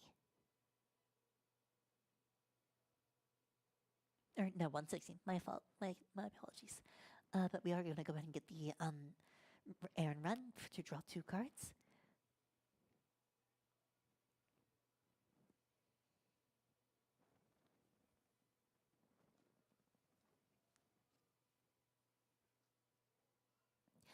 Play the Poké here. Look at the top 7 cards to search for a supporter for ourselves. Right now, I feel like we're in a pretty good position. We could be looking for a penny, potentially, to pick up something from the bench. Pick up any liabilities that could be sniped out pretty easily. But we will be getting a Team Rocket's Patrol. Now see, in this situation, this could get us a... it allows us to get any sort of trainer card, so this is not bad for Mega Kangaskhan because, well, Arven does allow us to grab any item card and any tool card. That does also mean that we can grab things like stadiums. So if we really wanted to, we could grab like a lively stadium that this deck likes to run. Although, regardless, and it does give us access to Team Rocket's Factory if you want to draw 2 as well. But ideally, we want to probably... We went with the Earthen Vessel. We're going to get some energies attached here somewhere. Flying cards around. Yeah, best to go ahead and cut it whenever a card flies around like that. But we will be playing the Team Rocket's Factory in this situation to draw an extra 2 cards. Thanks to the Team Rocket's Patrol. Attached to the Monkey Door, this will help us round out a little bit of damage here. I'm going to go ahead and throw it onto the active Tauros.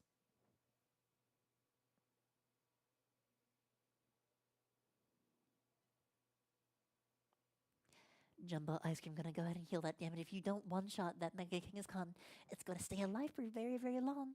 That Jumbo Ice Cream and anything can really just kind of help boost its health, allow it to recover very, very fast. I mean, they could also even be running Poke Vital if they really want to, but generally speaking, Jumbo Ice Cream, since it does have 3 energies attached to it, Jumbo Ice Cream does do the job in this situation. We do find another fighting energy, but we're not really gonna get what we need. We do have the research in hand. That'll allow us to kind of discard our hand, draw 7, start over fresh.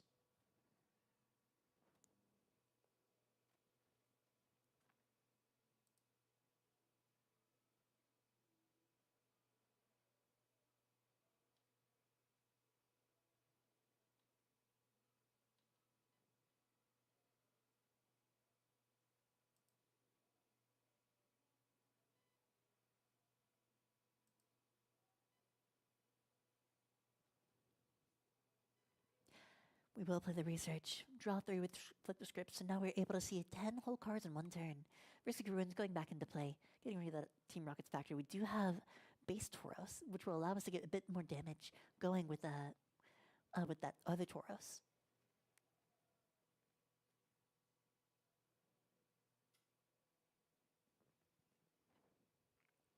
Gonna go ahead and play another Fighting Gong. We really want to look for even more Tauros, probably. We want as much damage here down as possible. Ideally, we want to be able to get down 5 Tauros, but it's not going to quite be enough. We need a Premium Power Pro. We do have the Brave Bengal, though, to increase our damage by 30. Although, that's not going to be quite enough just yet. The Kangaskhan is still very, very tanky. We do have Premium Power Pro in hand. We are going to play it for this turn, and I believe that should push us over just enough to KO the Kangaskhan. Very, very big turn here. This is exactly what we want to see with these big explosive turns, especially with these basic decks that only require 1 energy attachment to get anything going for it.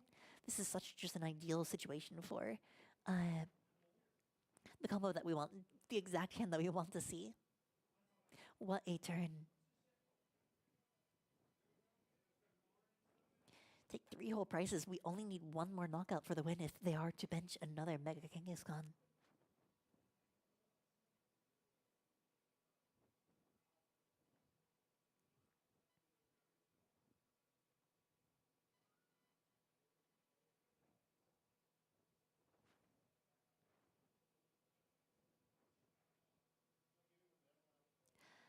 We do have the option of Joltik, though. That could come in handy if we are to bench another Mega Kangaskhan. We could immediately accelerate to it from the bench. Although it is a little bit scary, because what if they have boss's orders in hand? What if they have something that can just kind of disrupt the board state and really just pull it up and take it out in 1 turn again?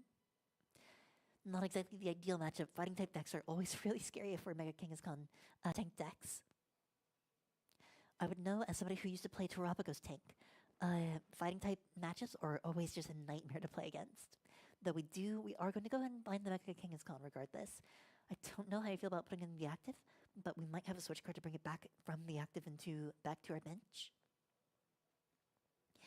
Because ideally we really want to get that energy acceleration going with our Joltik here.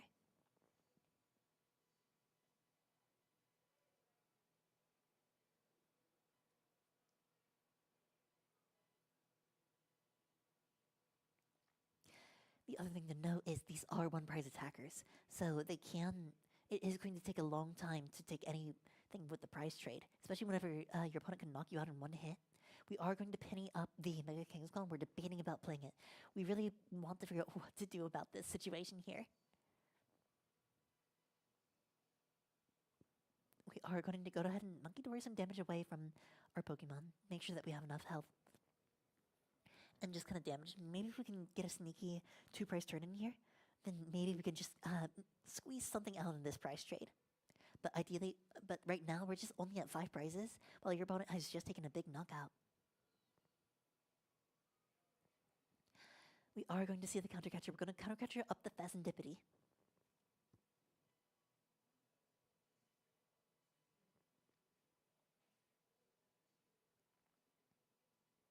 I see that secret box just sitting in hand, getting ready for a crazy turn 3. I mean, bench Mega Kangaskhan. It's as good as over in that situation.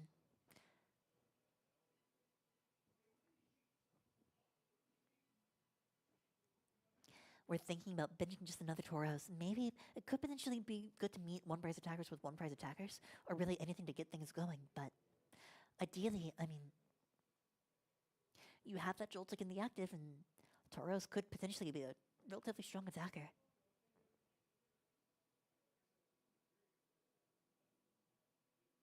Sorry, Bouffalon, not Tauros. I see both of the bull Pokemon, or well, one's a bison and one's a bull, so. I do get the mix up a lot in my head, though. Gonna go ahead and play an Arven. Looks like we're not gonna be doing anything too crazy on the turn. No jolting charge this turn. There's not really much of a reason, but the question is, how are you going to take prizes if you can't get an attacker safely down onto the field? We are gonna be grabbing probably another Brave Bengal here. Although we also want a way, we do, oh, interesting.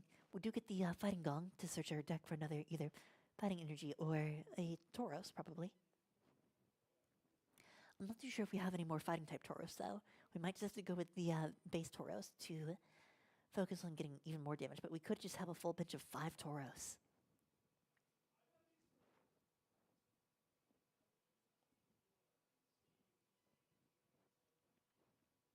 We will just be going with the fighting energy for now. That will allow us to at least retreat Pheasantipity, but we also got the air balloon from hand, so it should be fine regardless.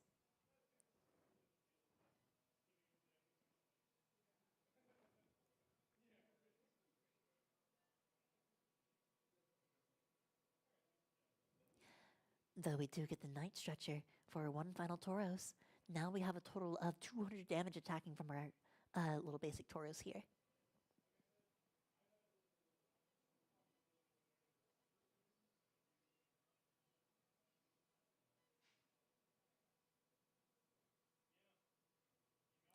And we will just go ahead and swing on the Joltik, bringing us down to 2 prices. We do have Secret Box. That means we can find Boss's Orders next turn to close out the game with that Latios EX on the bench. I guess it's in the active now, but leaving it in the active might be a little bit of a mistake.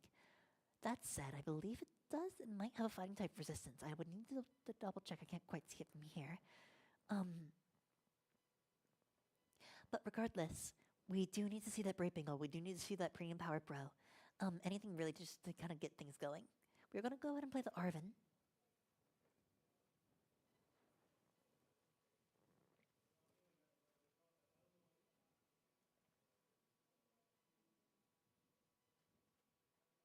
One of the memes am I looking at? You were looking at state-of-the-art Tauros deck, apparently.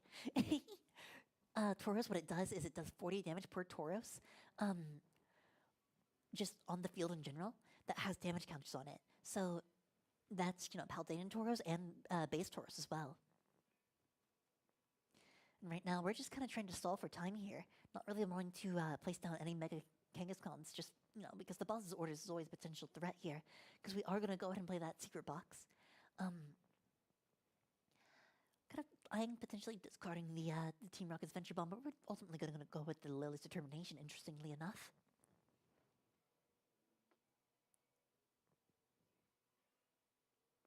By the way, both players here at this table are currently 3-3, or 3-0.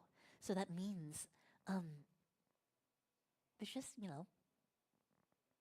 we are going to grab the boss's orders. The Tauros deck has won 3 games before this, so, I mean, it's apparently working out pretty well. I think the damage cap for the Tauros deck is quite low, considering, you can't quite, reach a super high damage cap, but Premium Power Pro and Brave Bengal does fix a little bit of math in this situation. We are going to bring up the Bouffalon just to kind of take another. Wait, did you not? Oh, okay. I think we're just surrendering here. There's not much we can respond with here. So ultimately, Tauros, especially whenever you're hitting the weakness on the Kangaskhan, whenever it has the 60 damage reduction and the Bravery Charm, it's not really going to matter too much whenever a one prize Tauros is dishing out 420 damage in one turn. Crystal would have been interesting to play here, but I mean, there's no EX attacker, so it wouldn't really have mattered. But I mean, it's just a rough matchup, really. That's all it comes down to. And now Tauros is 4-0 in this tournament, which is insane to me. I was just before this match, I was just talking about oh, I wonder if I'm going to see anything super crazy and any sort of really wacky homebrew that I'm going to see brought in from Owens. With Tauros, I was actually, I looked at the cart before. I was like, oh, I could potentially see a deck made out of this with risky ruins. I just never thought anyone would actually build it and bring it to the locals. So, very exciting to see some fun homebrew stuff brought in from here, which is always exciting.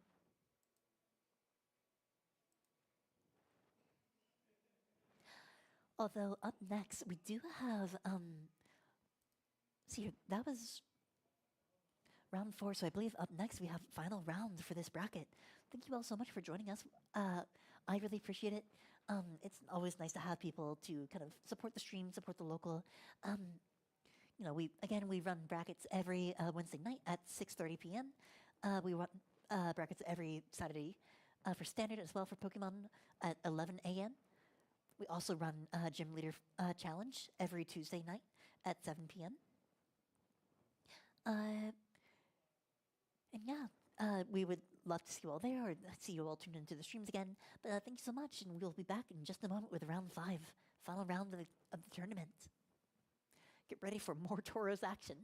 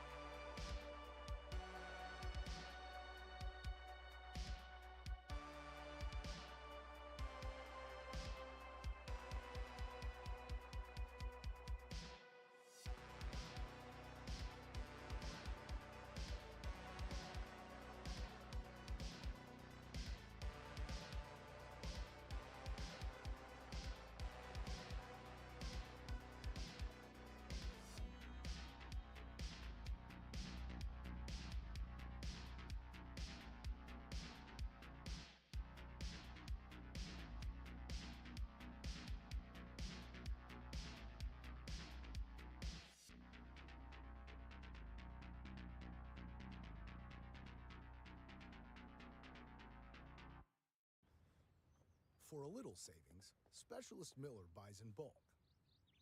For a lot of savings, she bundles her home and auto insurance with USAA. Putting more money back in her pocket? That's what we're made for. Call for a quote.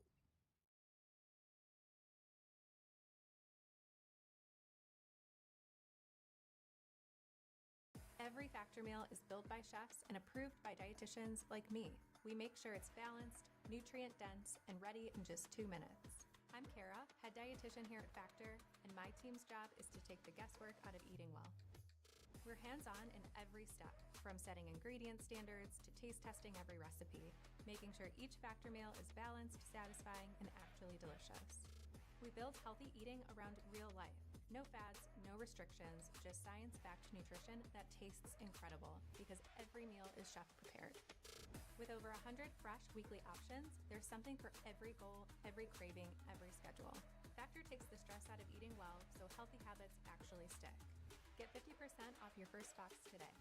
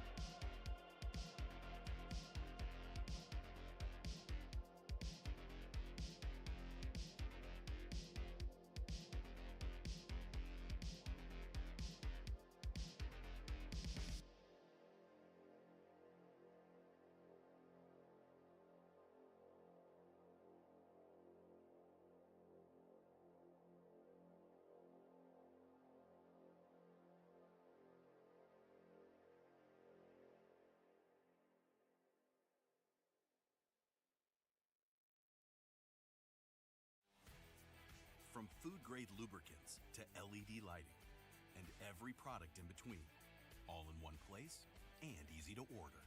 Call, click, or just stop by. Grainger, for the ones who get it done.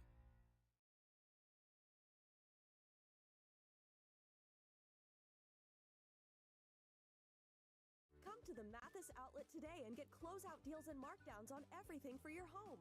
Check out our flash sale going on now. This queen floating platform bed is a great deal at just $7.99 with a curved headboard and wraparound rails. You'll save $200 off our already low price. Get fresh looks at low prices at the Mathis outlets.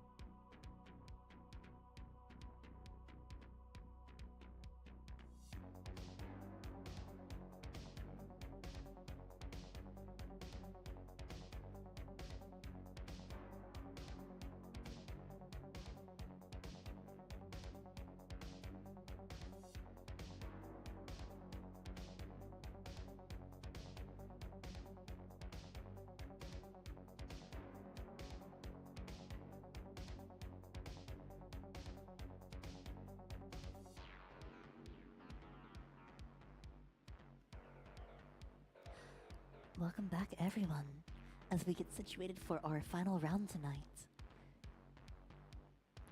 We have a Tauros deck versus Dragapult. This will be generally a very interesting matchup to watch.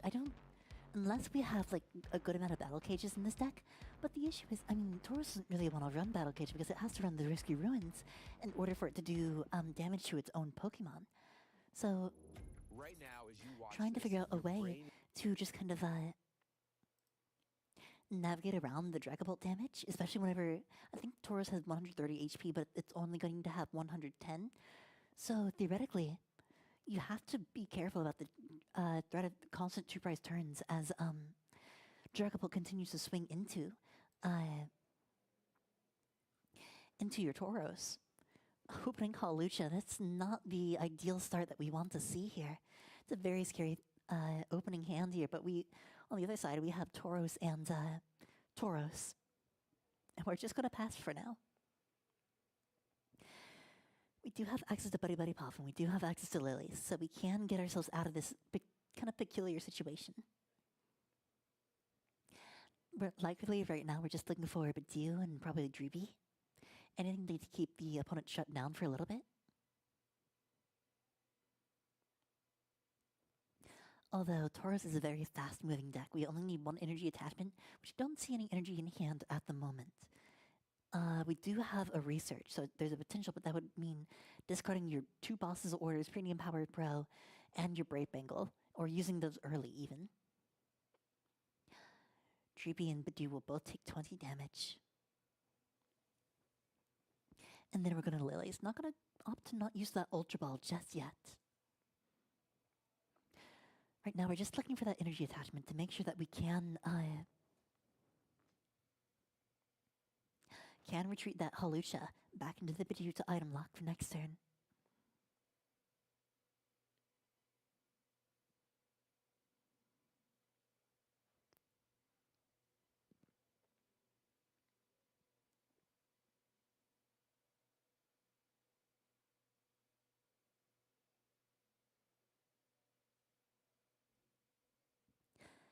We do have a Luminous Energy. We do have the Unfair Stamp as well.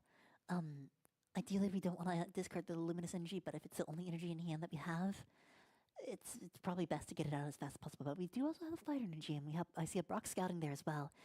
And a Dracloak there for next turn will be really nice to have to get those draw engines going. But ideally, we're going to want to see another Dreepy, and I don't think we're just going to quite get that. That's kind of why I was surprised about Evelyn not opting to use the Ultra Ball last turn to get another Dreepy, was because if she did that, she would have had enough backup just in case that there was a Boss's Orders. Though it doesn't look like we're going to be seeing well, we do have a Boss's Orders in hand, but we don't have an attachment for turn.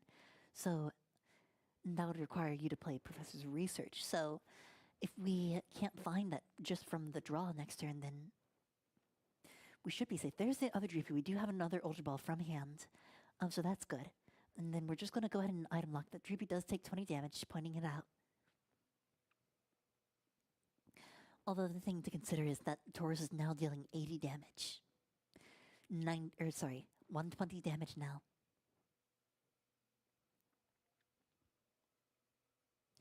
Gotta go ahead and attach the Brave Bengals to the Tauros in the back, because we're gonna have to play a research to discard the hand. Draw 7 fresh.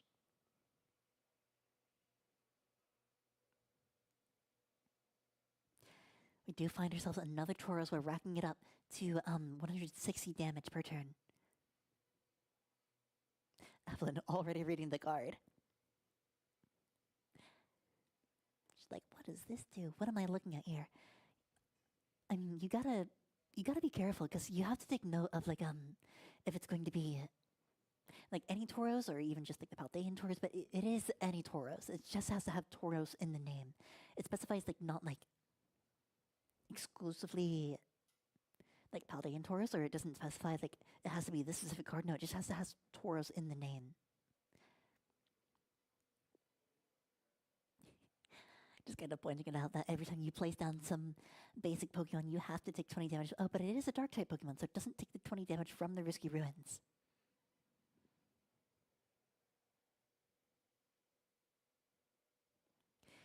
We will attach a Luminous Energy to the Dreepy in the back.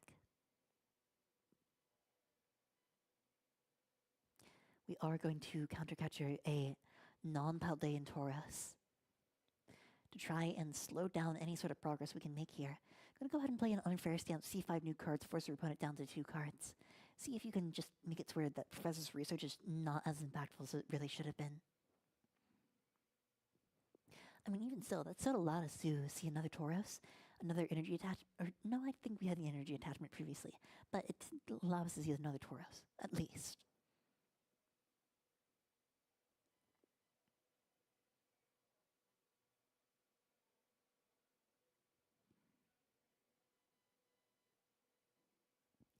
I do see another Cloak in that hand, so we can evolve that Dreepy if we really want to, I believe.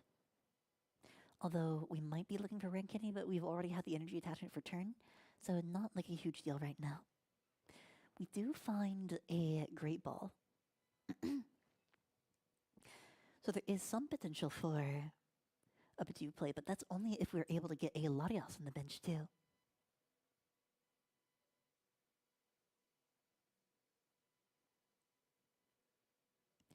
We do see that Buddy pop into the Lily's Determination. We're going to go ahead and play some Crispins. Do we have the play is the question.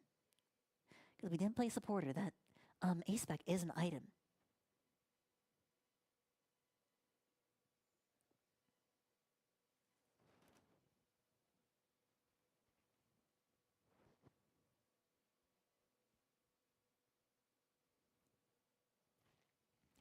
The question is, where do you attach to? Bench Dreepy? Maybe. Potentially. Active Hawlucha? Maybe. Potentially. You already attached for turn, however. Though this does allow you to potentially retreat to Bidoof, but it depends if we're doing any takebacks. The action was resolved, theoretically. Taylor does not have to let Evelyn take that action back, but regardless. Looks like we're going to be pretty, at least, pleasant about it. We will evolve into Dracloak, however.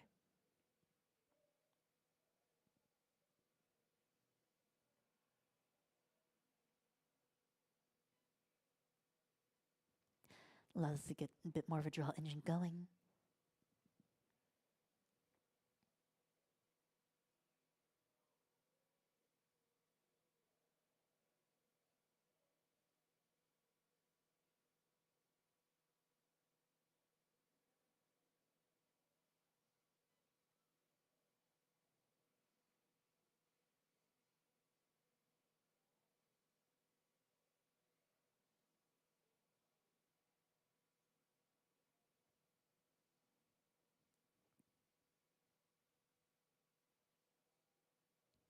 And I'm curious to see what she gets off of the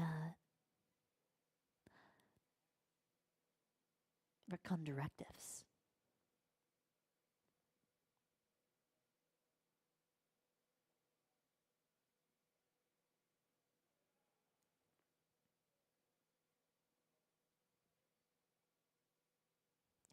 We do bench a Duskull. It does take another 20 damage. Everything has 20 damage. Everything 20 damage for everyone, you know? Everyone needs it. Well, opening that Hawlucha is a little bit of a pain, though, because that means you can't really just play it down to do some big damage. I mean, Evelyn is about to go behind 2 prizes in the prize trade. Potentially three if that Pheasantipity gets knocked out. Though, the ultimate goal here is to potentially get... Ideally, we wanted to see a Dragapult this turn, but I don't think it's going to be quite possible with this hand. However... there still is a potential for making a comeback here, because we can knock out an active Tauros. We can knock out or play 60 damage onto a bench Tauros. And then we can swing into another Tauros for a theoretical 2-prize turn. So it could be, it's about a 4-prize turn or 4-turn prize map for Evelyn here. And Taylor has about maybe about a 5-turn... if it's just 1 prizers, though. But if it becomes, Dragapult comes down, you can't actually take the 1-hit KO on the Dragapult. Then it becomes, that prize map becomes a lot smaller, where you just only need those 2 turns.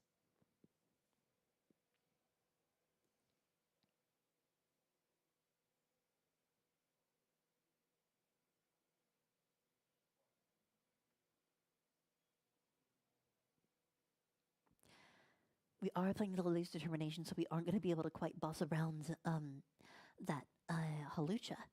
However, we do find a Pheasantipity, we do find an energy, but the question is, we really need that last bench space for another Tauros to max out our damage as much as possible. Because we did not draw into any of our Premium Power Pros, we did not draw into any of our Brave Bengals. Although we do have a Brave Bengal in play on the bench Tauros, though. The active Tauros, I believe, has a 2 retreat cost, so it's going to be a little bit difficult to get it out of the active.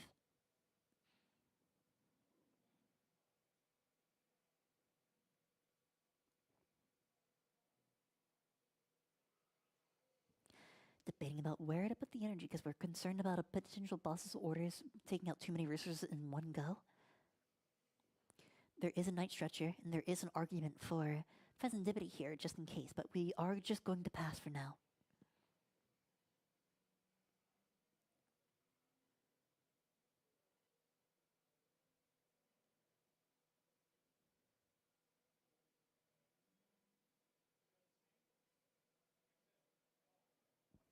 I do want to double check what that other Taurus does, however, because I know it does increase damage based on damage counters placed on it, but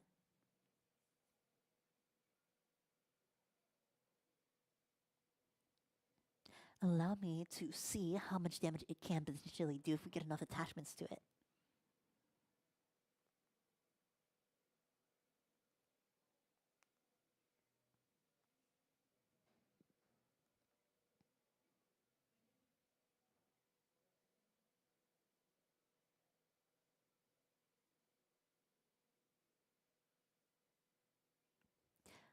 Okay.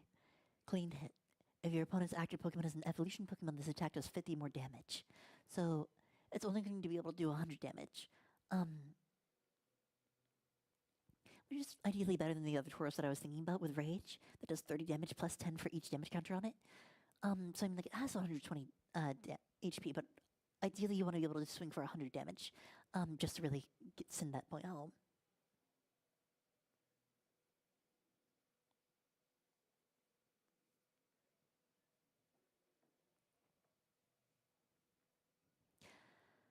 We are a little bit of a lack of supportive here. Is that Lieutenant Surge's bargain?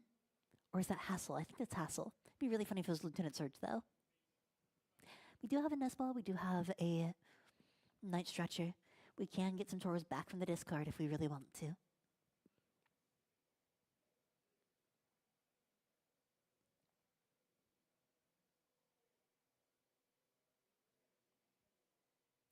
There's the Latios EX. We're going to go ahead and bench that to make sure that we can get that Hawlucha out of the active.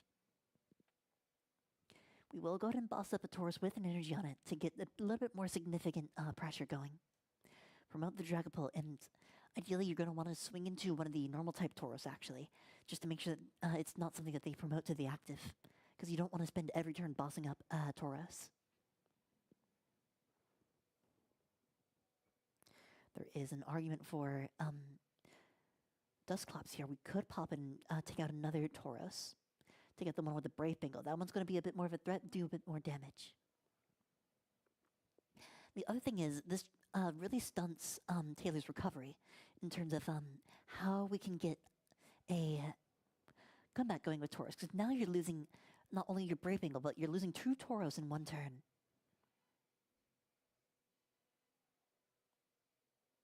So that brings your damage down by a potential total of 110 damage. Now you only have 1 Paldean Tauros, so you only have 1 viable attacker. And then you only have those 2 normal type Tauros that aren't really going to do much for you. You have to play that Nest Ball, you have to play that Night Stretcher to get back your Tauros. But we're going to go ahead and go with a Hassle. To go ahead and search our top few cards of our deck and grab some and throw the rest in the discard.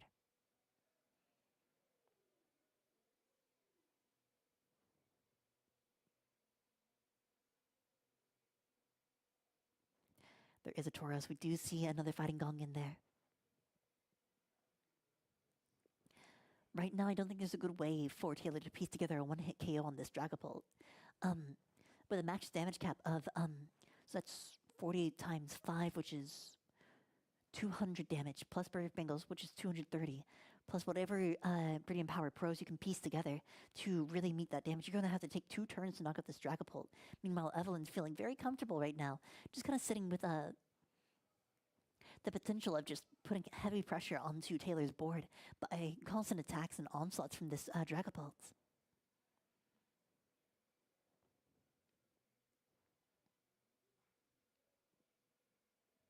We are going to go ahead and see the Night Stretcher get a Tauros down. We are at that 160 damage. No, sorry, I forgot. It's not just your bench Tauros, it's your active Tauros too. So there's a damage cap of 240. And then, so we are going to find that 240. We could get Premium Power Pro to bump it up by 30-30. if you get a Brave Bengal, and then you need one more Premium Power Pro. You could also piece together a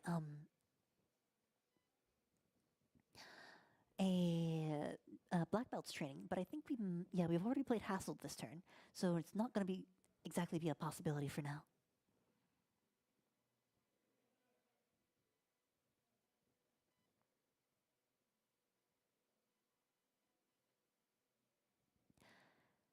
We will go ahead and play the Fighting Gong.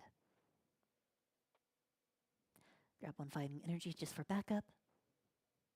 There's currently no Dusclops or Duskulls on the benches, so you don't really have to worry about another double knockout turn like that.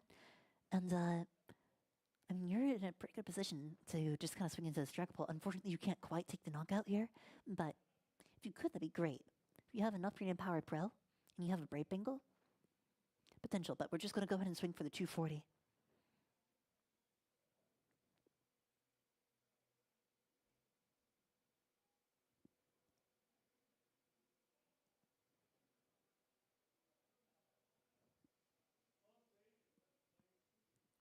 And mind you, that Risky Ruins isn't just there for show. I mean, like, it's racking up damage on all of Evelyn's Pokemon as well. The constant damage here is just going to be very kind of scary to deal with for Evelyn. And, I mean, if Evelyn can't seem to piece together another 2 turns, which is quite likely, Evelyn has a 3-turn prize map on the field right now. So you have to be kind of wary of where you set these damage counters. You do have, I think, was that a Prime Catcher? No need for that. You're probably going to be ahead.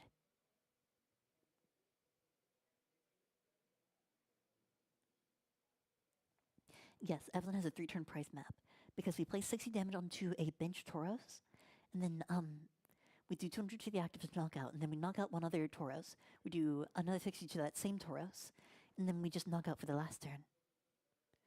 We are going to Professor Tauros scenario. To pick up the Dragapult, discard the True Energy, make sure that they can't really secure another very strong turn. We're going to go ahead and evolve into Dragapult once again. It's going to be very difficult. Evelyn's forcing her opponent to just really manage to figure out a way to piece together a 1-turn KO. It's possible if we do run Gravity Mountain in this deck, it could be a potentially big turn to play.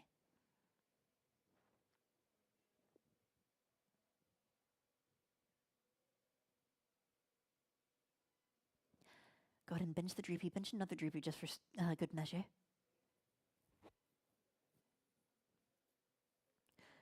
There is a possible argument for bossing up Fezandipity and Latias as well, but I believe Latias might have a fighting type resistance, but I don't think it would really matter if Brave Bengal comes into play. We do have another Hassle in hand, so we are going to be able to see a few more cards next turn.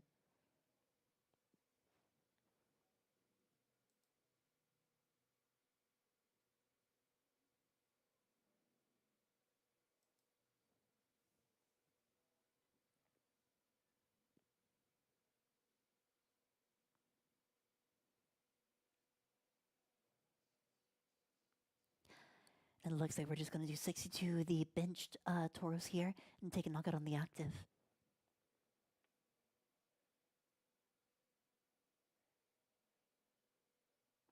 If I was in Taylor's position, yeah, I would promote that Tauros. This is why I would suggest putting energy or putting damage onto the normal type Tauros, because they're not going to run out of Tauros attackers anytime soon. That's just not happening. So, though what could possibly happen is we could get a lockup, but we do have that Night Stretcher, which we will need to play this turn. We are going to go ahead and play Hassle. We need to find the pieces to this 1-hit KO turn to make it really send this home. I think I see a Brave Bengal in there. I see a Boss's Orders potentially for next turn. I see Iono. I don't think Iono is really going to help too much unless you want to try to disrupt Evelyn's hand if you can piece together that 1-hit KO, but you've already played Hassle, so it's not really going to be super useful. Evelyn is going to go down to 1 prize next turn, and if you get a KO on this active Dragapult, and then, or if you do damage at least, then KO at the next turn. And then Iono. There is an argument for potentially causing Evelyn to break here. But the odds of that are pretty unlikely considering that we are going to evolve into Dracloak. We're going to have Pheasantipity active. So we're going to be seeing maybe about 7 cards every turn, just from support Pokemon.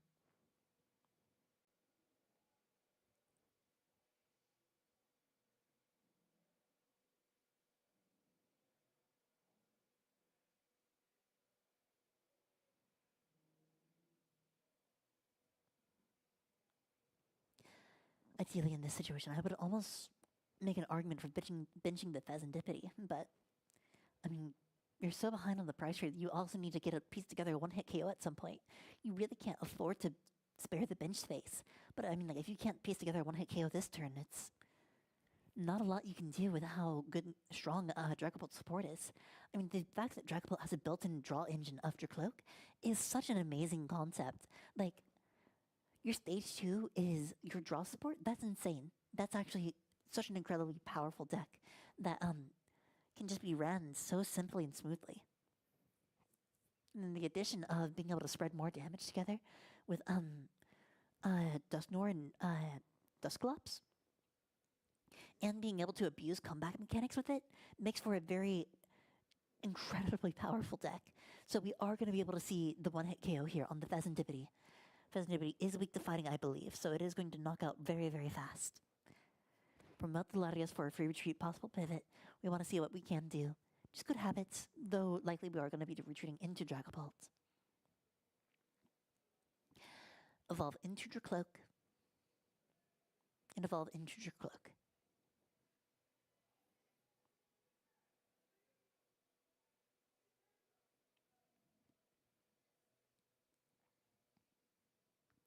It's a little bit of a scary situation here, because if Taylor is able to piece together a one-turn KO on his last turn to KO that last Dragapult, that could be terrifying. It could spell doom for Evelyn very, very quickly. Taylor only needs one more prize.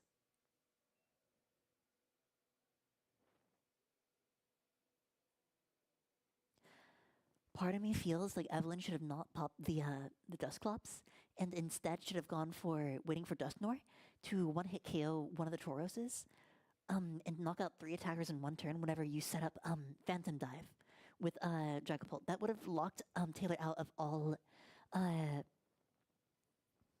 potential attackers for the next turn, unless he pulled them from the discard, which he eventually did. But it would have been tailing 3 Tauros in one turn. Trying to establish that again in one turn would be very, very difficult, and trying to even like establish a one-hit KO in response would be additionally very difficult. So ultimately, by going for a Dusknoir, that would have allowed Evelyn to spread more damage out very, very effectively, and force Taylor to kind of like spend a lot of resources to focus on recovery as opposed to focusing on damage.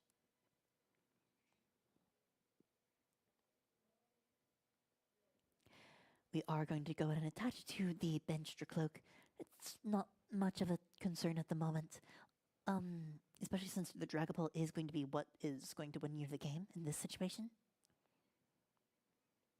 Because if that Dragapult goes down, that's game. We are going to be able to Phantom Dive for two prizes this turn, however. Though ideally, I would almost recommend only going for 1 prize instead, because you don't want to be able to activate Countercatcher onto that Latias. That Latias could be, that's a very, very big, that's a massive liability in this matchup right now. Because if that Latias gets bossed up and knocked out in 1 turn, you want to make sure that that Countercatcher is not a viable option. Evelyn's going to go ahead and take the Gonna go ahead and take the 2 prize turn. I don't agree with this, honestly, but we will take what we can get. It still limits the damage, and it still forces recovery. And there's a lot of pieces that could go wrong, but it just doesn't really look like Taylor has the hand to make this work. Gonna go ahead and concede on this match, and Evelyn is going to take it, moving out of this bracket with a 4-1 record. Though I believe that still puts her at first place for this bracket. Congratulations to Evelyn. For now, I'm going to ask the winner of our bracket to see if She would like to do an interview, and then I am going to be right back. So thank you all so much for tuning in, and I'll be with you in just a moment.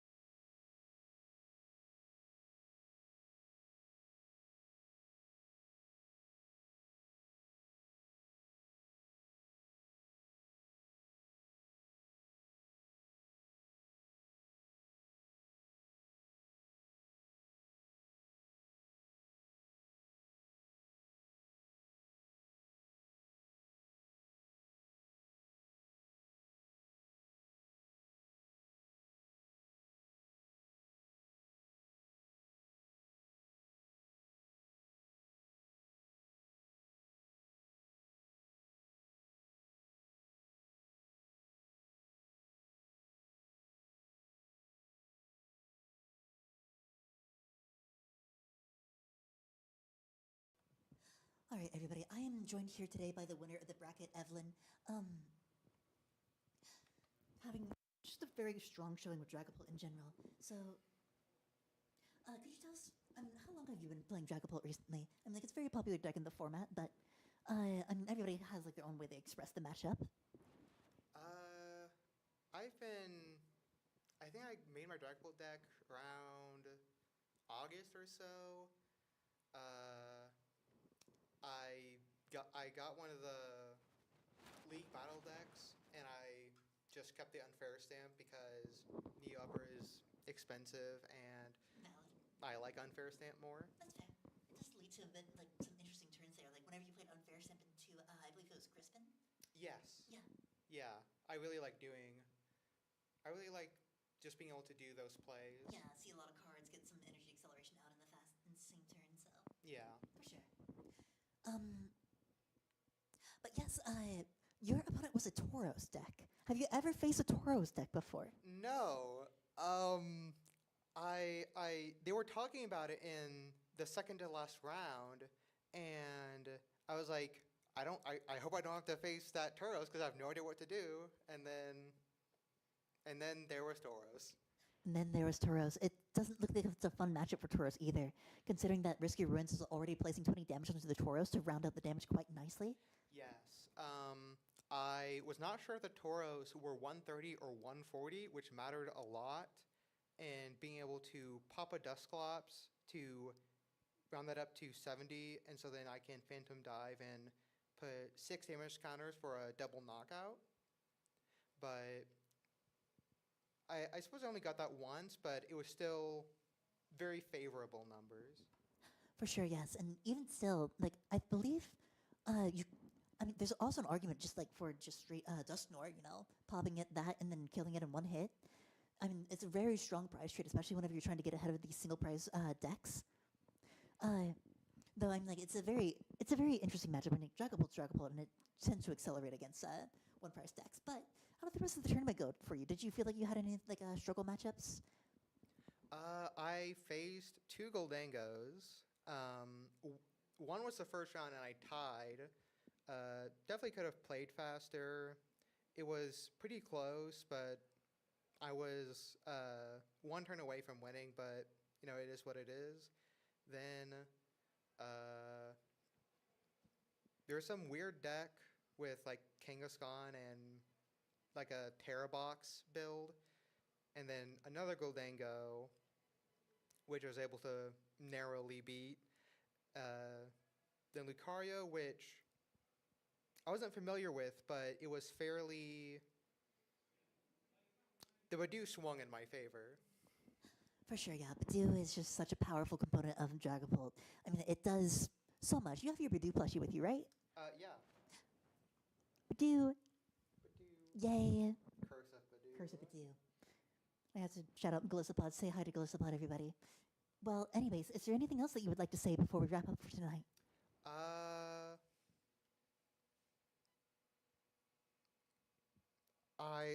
I'm just waiting for rotation. Aren't we all? I need Rosa's encouragement. I need, well, I guess I already can play Team Rocket's Honchkrow, but I need Team Rocket's Honchkrow to become even better post-rotation. Yeah, I need all the other decks to die off so that mine can rise above the rest. I can't wait for the meta to shift in my favor so that way I can show my skill expression in this meta. I need Dragapult. I need more Dragapult. I can't wait for another year of Dragapult. I just need a deck that can... I just need a mill deck that can use Dragapult. Dragapult mill, huh? No, Dracloak.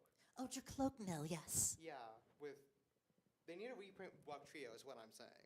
They really do need to reprint Bug Trio. I need that. Well, thank you so much for joining us tonight, Evelyn. Yeah. And congratulations on the big win tonight. Is this your first time winning a local like this? Yeah. Well, congratulations. Well, I'll let you go. I'll let you get your packs for winning and...